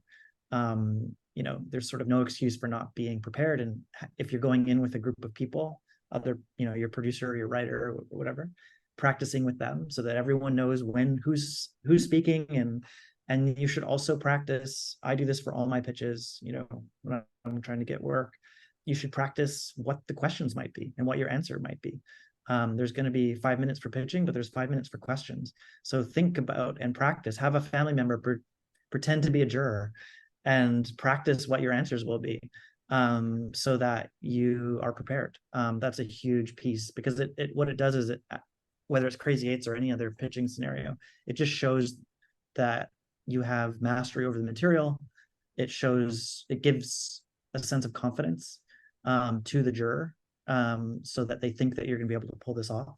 If you've never thought about some part of the production or some part of the creative, and the question is like asking something that you've never even thought about, then it will create a sense of lack of confidence. Now, that doesn't mean you have to pretend. You can maybe still be genuine and humble when there's a piece of the puzzle that you hadn't thought about. But the more you can be prepared, the better.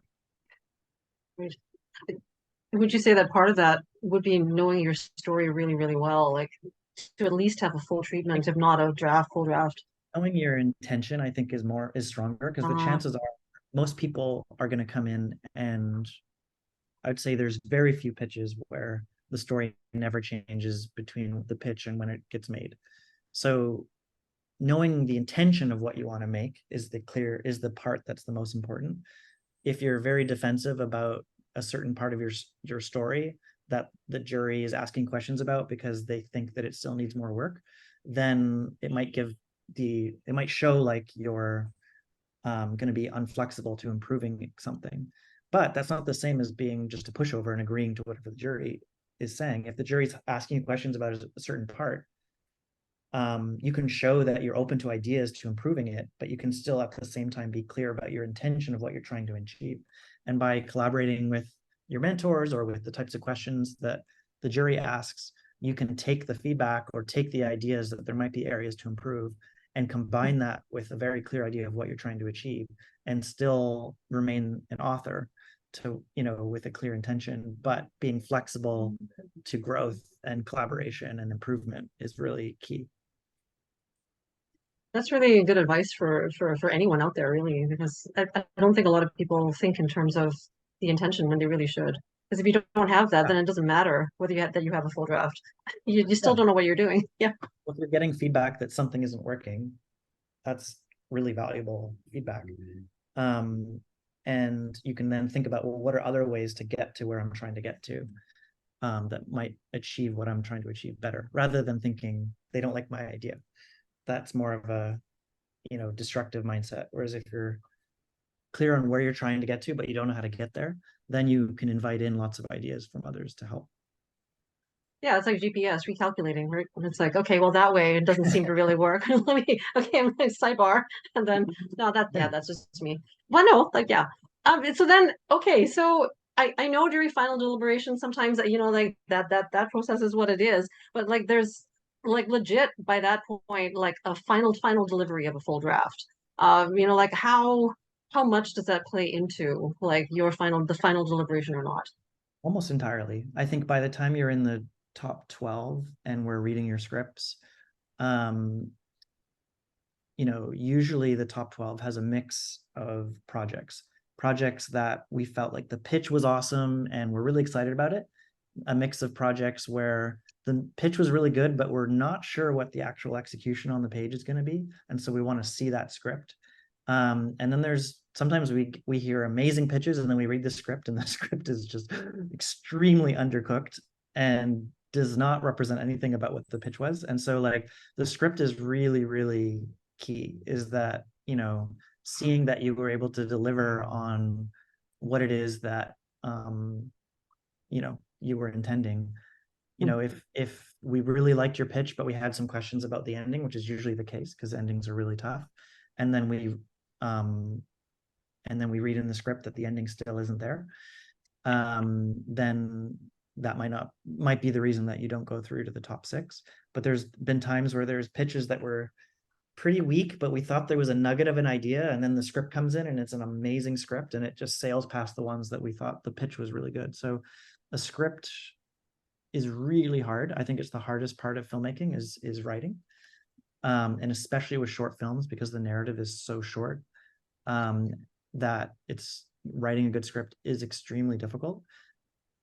But at the end of the day, it's the thing that really shows the jury what the execution is going to be like. So I would say when you're in the top 40 and you come in for the in-person pitch, the pitch itself is the thing that decides if you get into the top 12.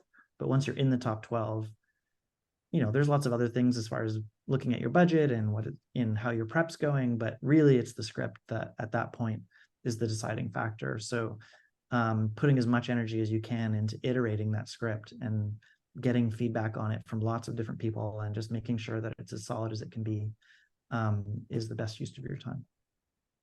That's awesome. Thank you so much, Zach, for like once again coming back to like yes, impart the wisdom and experience. I think you're okay to stick around for another few minutes for the group Q&A.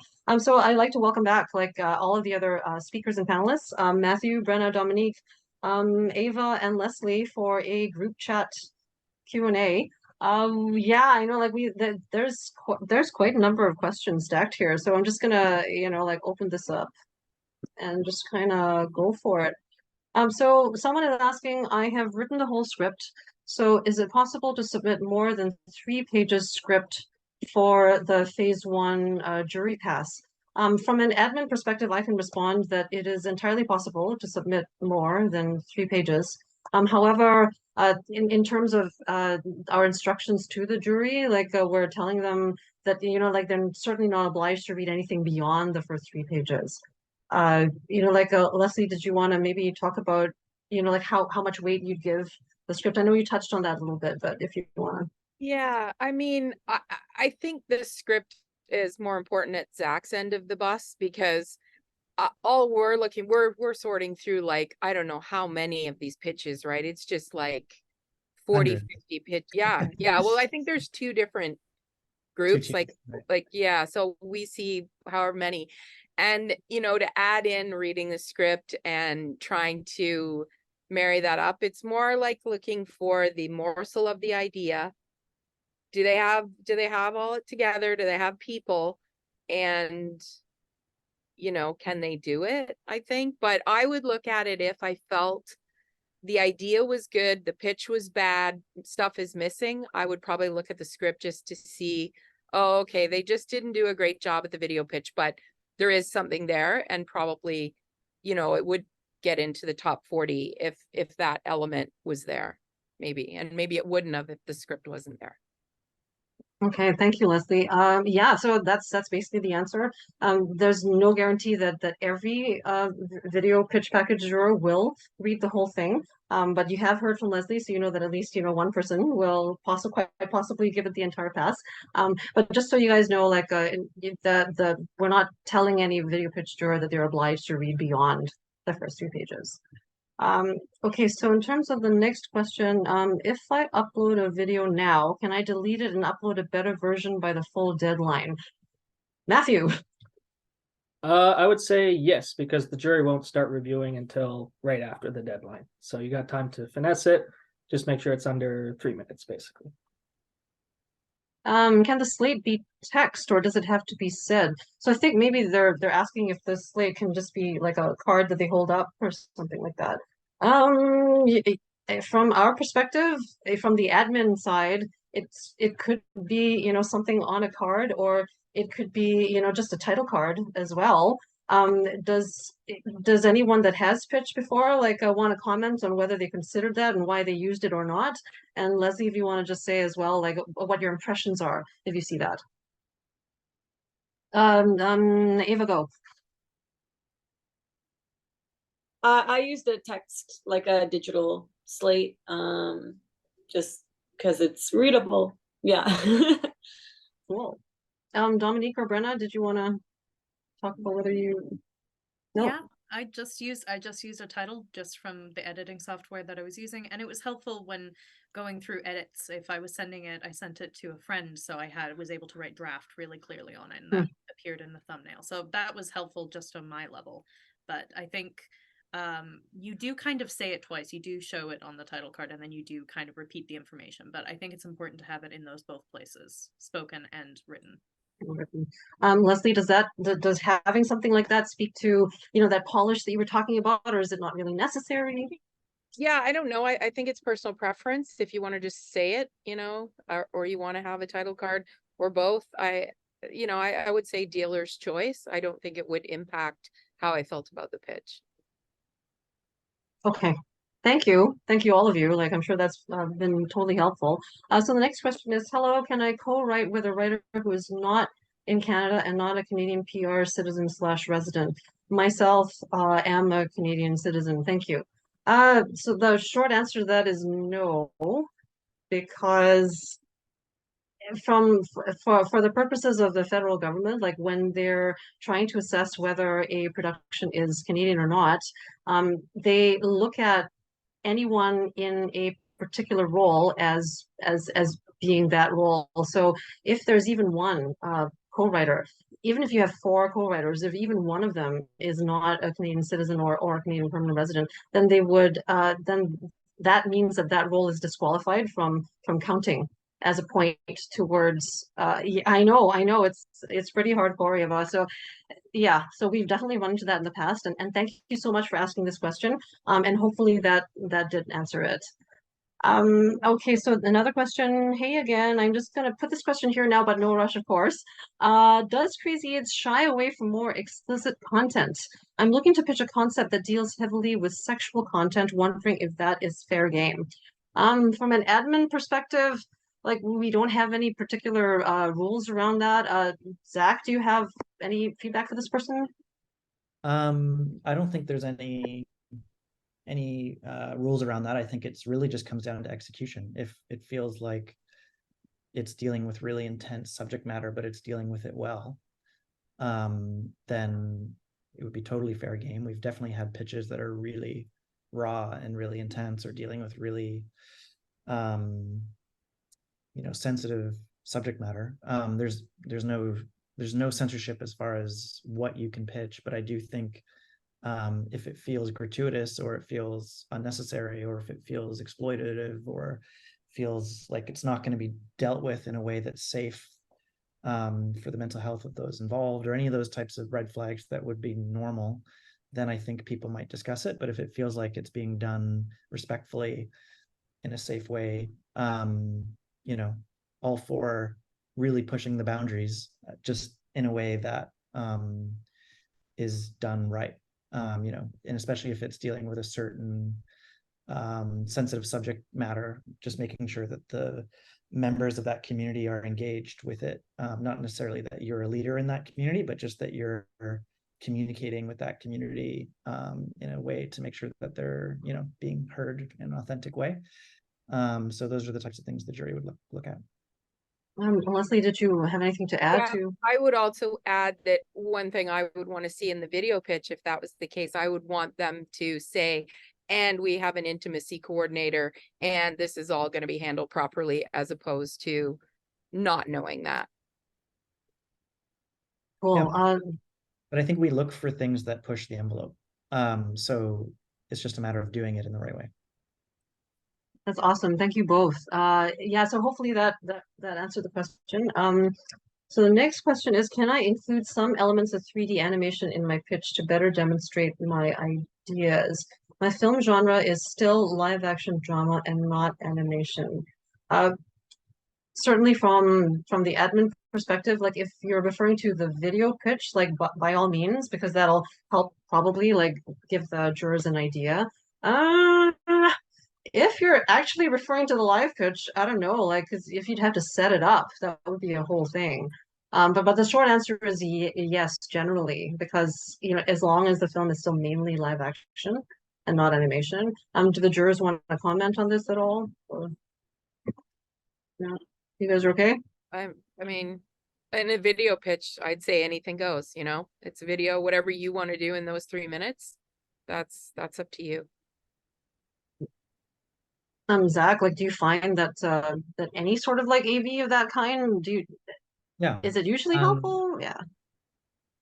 As the live jury, we rarely see the video pitches. We see them once in a while when there's something of debate. But I would say the few times we have seen the video pitches, it's when the video pitches had contained some sort of unique visual that that the staff had let us know that might be helpful to see. So I do think that if, you know, or concept art or whatever it is in your video pitch, there's no downside to that. Cool. Thank you both. So next question is, can one person be a writer, director, and actor? Okay, so from the admin perspective, the short answer is yes, technically you can. However, because of the Crazy8s timeline, it's often kind of crazy to do all three at once. Perhaps, Brenna, you'd like to comment on this, and then Ava. Yeah, I really enjoyed being both writer and director. And then later I became an executive producer on I Can't Go On, but my main priorities were still with writing and directing. I think it's enough. I think you have a lot on your plate as a writer and director that if you can have somebody else act, I would highly recommend it. But it depends on the story. It depends on the scope that you're dealing with. It depends on if this is something maybe very personal to you, but that would be my 2 cents on that. I think writing and directing with something with such a short turnaround is a lot of work as is. Ava? Yeah, I acted in my own series that I also directed and wrote. And that was really interesting because there was like a pro and a con. The pro was that I was my favorite actor because I could read my own mind. Like I knew what the performance was going to be. But the con is like sometimes you don't have time to watch playback. And I think that's like a big thing with Crazy8s is like you have like 2-3 takes at best, depending on how much coverage you're getting.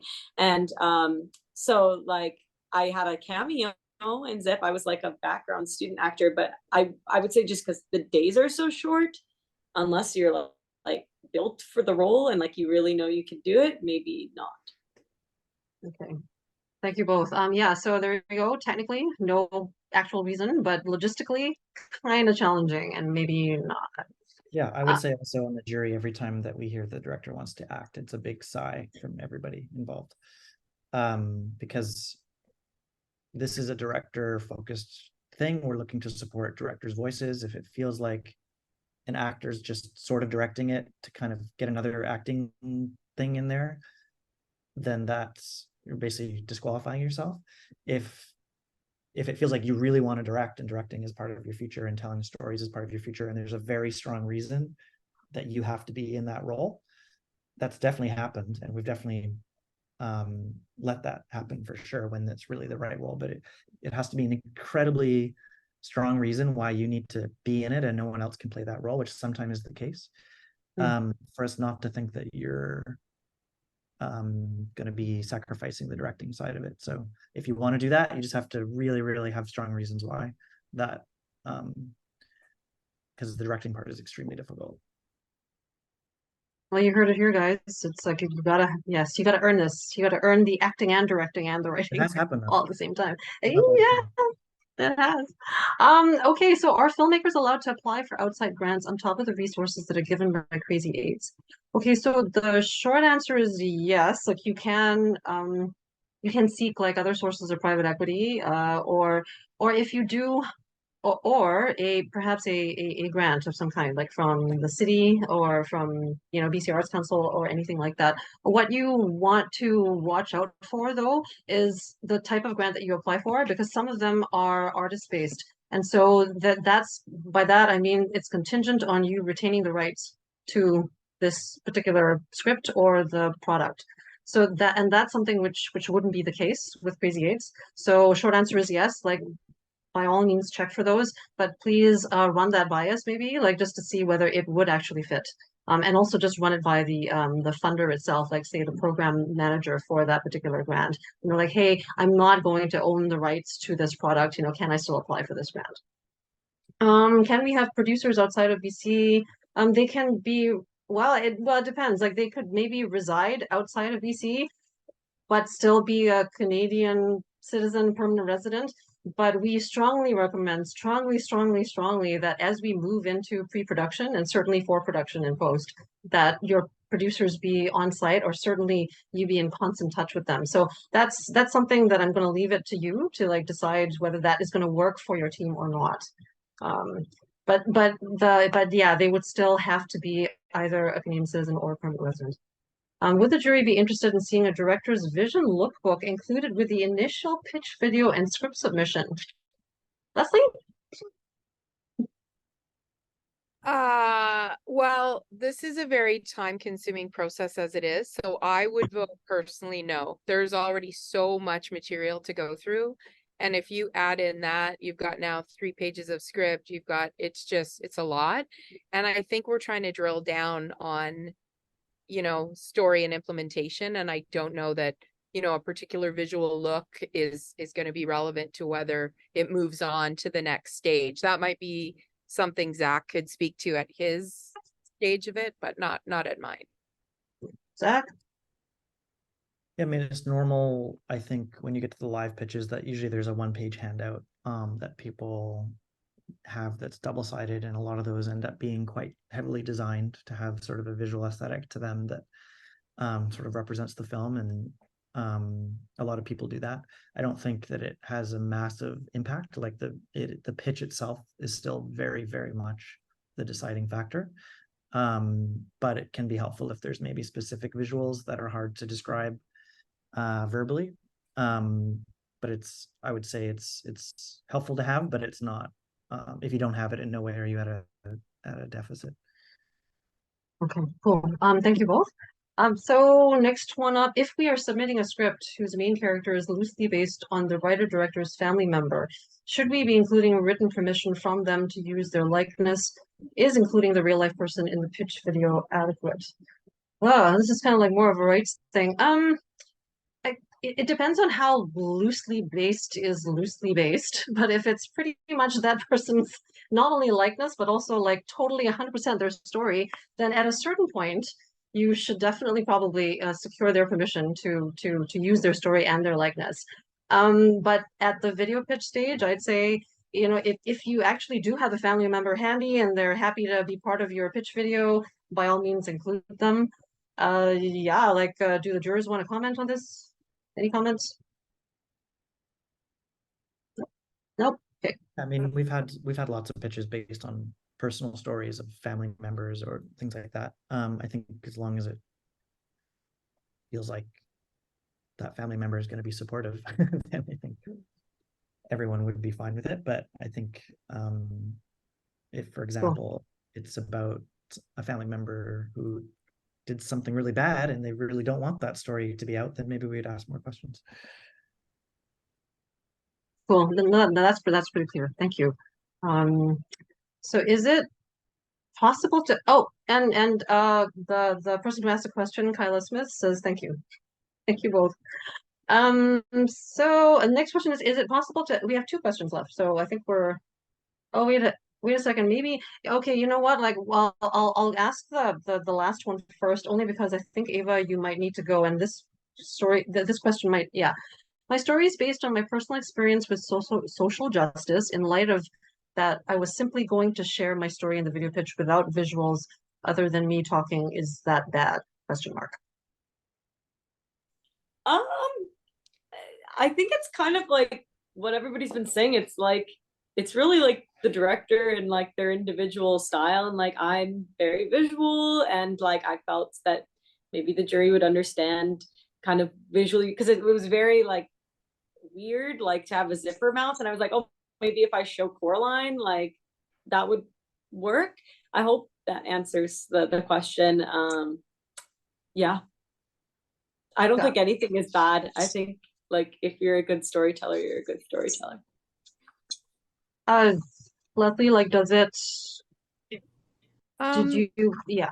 I mean, I would just be concerned that, because like I said, I want to hear, like, you know, how many locations do you have? Who do you have involved? Like, can you tell the story? It's great that it's a personal story, so we see that connection, but is that enough to convince me that you can do it? Like, there's a big leap between this is my story and these are the logistics of me telling my story. So yes, I think you can do that, but I would still want to know what key creatives do you have involved?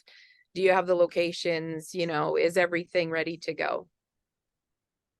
Cool. Yeah, hopefully that answers your question. So the final question is it possible to have a co-director, or only one director is allowed? Short answer is yes, you can totally have a co-director. More than one director is definitely allowed, so there's no issue there at all. The only thing is, I don't know if it raises any flags to the jurors at all. Like when you hear something, oh, there's like I have a co-director and we've never worked together, or you know, something like that. Like, please comment on that if you want. So I'm also a co-director, so I'm very, very sensitive to it. But I think that in some cases, co-directing can be a huge benefit. And I think, like you're saying, Grace, we would definitely look favorably towards it if you had co-directed before, because co-directing is extremely difficult to do, and to collaborate sort of egolessly with someone and share the responsibility can be, I think, even better than directing solo. But you definitely want to, it will serve you well if you've co-directed with that person before.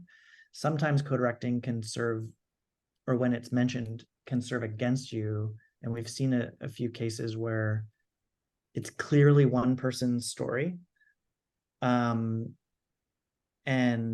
they're sort of letting someone else tell it, and in a weird way that seems inappropriate. And sometimes it's like clearly the writer should be directing this, and they've just asked someone else to direct, or they're sharing co-directing, and it just doesn't seem like a balanced relationship. So I think if you're going to be presenting co-direction and you've never co-directed before, you should have a very clear explanation as to why that's the right path, or why you don't want to direct by yourself, or why sharing the voice is going to make it stronger, or how that collaboration is going to work if you haven't done it before. There are times where two people have come together and it's been awesome, and but there's been times where it seems very unbalanced, and it's clear to the jury that is sort of a strange combination. So I think it's definitely allowed, and it can definitely be a benefit, but it can also be a detriment if it's not the right combo. Cool. So essentially you'd have to address that in both your video pitch probably and the live pitch. Yeah, and I would add to that, I actually had the experience back in the old days when I was a camera assistant. I did a feature with co-directors, and Zach's exactly right. Like, it was very clear. There was one director and then another guy sitting beside him. And that's all I'm going to say about it. And I won't tell you what it was, but it's definitely a weird vibe. And what got weird is at times if they didn't agree, and then they would bicker about something, and then we're waiting and the crew is like, oh great, here we go. So I would agree with Zach that it would be great if they had done it before, and they've already proven that they can get along and play nice in the sandbox. Because I think with the time frame of a Crazy8s, you do not want to have any bumps in the road. But I mean, I don't think there's a problem with it outside of that. Cool. Thank you. And so to close the group Q&A, and then this is something which I mean, this is the time for, kind of real talk, but still like without completely like discouraging people. Like I'd like to ask the alumni, like as part of this group chat, after now that you've completed a Crazy8s, what do you know now about the process that you really wish you had known going into it or before you went into it? Or you can let us know like some highlights or challenges of Crazy8s, like either of these. Please go ahead, Dominique. I would say start thinking about funding now, how you'll get additional funding. Are you going to ask family and friends if you get into the top 12 or top 6, and how you can start looking at those resources, because there are going to be things that are not covered by the 2000, and that's just the reality. And if you have a tricky location, really like start putting out feelers now, because that is something that can be the hardest to find. Truly, Vancouver is an amazing film town, but it's also burnt a little bit because people are able to pay like $20,000. We went to one location and we're a small indie, like super low budget. And they're like, great, okay, 10 grand a day. And we're like, okay, this is not for us. Like, so just thinking about maybe what's available, maybe who you know. And, if you don't make it into the top 6, then at least you have some things to think about in doing this film with some friends and making your story happen. So yeah, those are a few bits and pieces. Thank you. Brenna? Yeah, I think a lot of the same points as Dominique said. Having the pitch in general, I think is good. Even if you aren't able to move forward with Crazy8s, I think having that information and being, even in a video format, being able to use that in other forms for other things, I think it's really, really helpful. And it's helpful just to have, sitting down and actually working through, I have this idea, what in a practical sense does that look like? Which Crazy8s, even at this level, is helping you with. There are a lot of highlights there, along the way. You get to see amazing people come and volunteer their time and their creativity into this idea. And that's something, so valuable moving forward, having those connections and having this film. It is, an amazing product of so much energy and time. One thing to know, and I think Grace has already kind of highlighted this, is that month before, being on set, it is kind of a full-time job. There are so many things that need to go in. So if you are balancing another job, if you're balancing other priorities, I think it's really important to know that going in, how much work goes into these. In addition to the financial element that Dominique mentioned and the location element, we were really lucky to find some amazing donated studio and donated equipment. And hopefully, if you are moving into the top 6, you find those resources as well. But fully anticipate that stuff will go crazy, especially that week right before going into production. It seems like this is universal within all of film, but something will go wrong and you don't know what it is, and it's just going to happen, and you're going to have to be prepared and hope that it turns into like a creative opportunity versus a challenge. But yeah, I think those would be the greatest highlights and some of the fun challenges to navigate with Crazy8s. Ava, do you have anything to add? Yeah, and then after this I have to run. Sorry, Grace, but no, yeah. Yeah, but yeah, ditto everything. I was really lucky that we like had prior funding for like our production company that we were able to like put towards this. I think vetting your team is like so important. Like because you're going to be like working very closely with these people in like a very hot environment, and like you want to make sure you really like your team. I was really lucky, like my producers were all my like best friends, so it's like it was easy, and we'd worked together before. So even, problems came up elsewhere, it's like my producers dealt with stuff and I never knew about it. And that's great. Like having 4 or 5 producers, 10 out of 10 recommend, or like a 1 genius is also great. And I think like script is so important. I've read a lot of scripts where people write it like a novel, as opposed to like, I try to think of my scripts more as like a blueprint. So it's like, I capitalize all the props, and I like, when a new character is introduced, like capitalize, like really like a template for all the departments, because like when a production designer is reading it, they're looking for like set pieces. They don't really care about the character in the same way. Maybe some do, but like most are looking for props, and your cinematographer is looking for how to shoot it. And so like, yeah, a concise, straight to the point script with an authentic voice, funding, location, everything everyone said. But yeah. Thanks, you guys, and thank you all for being part of this group Q&A and for being part of this session. This will be made available online to those that were not able to attend, but we had like 42 people, I think, like actually on this session for a Sunday. It's not too bad, and I think last year, like at least like that same amount again, like watched it after the fact. So it's really helpful. Thank you all, and see you guys through the process as we go through. So like just on closing notes, we just want to reiterate the registration info for everybody.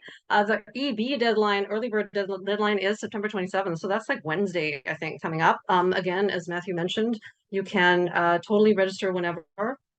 And as long as you submit your 3-minute video pitch as well as a three-page script sample by 11:59 p.m. on October the 13th, you're golden. But please don't wait until 11:58 p.m. to do so. We're on Film Freeway, filmfreeway.com /Crazy8s, Crazy8s. If you have any questions related to registration or submission, please ask Matthew. He is at submissions with an S. So if you get a bounce back, you probably missed the final S in submission. So submissions at crazy8s.film.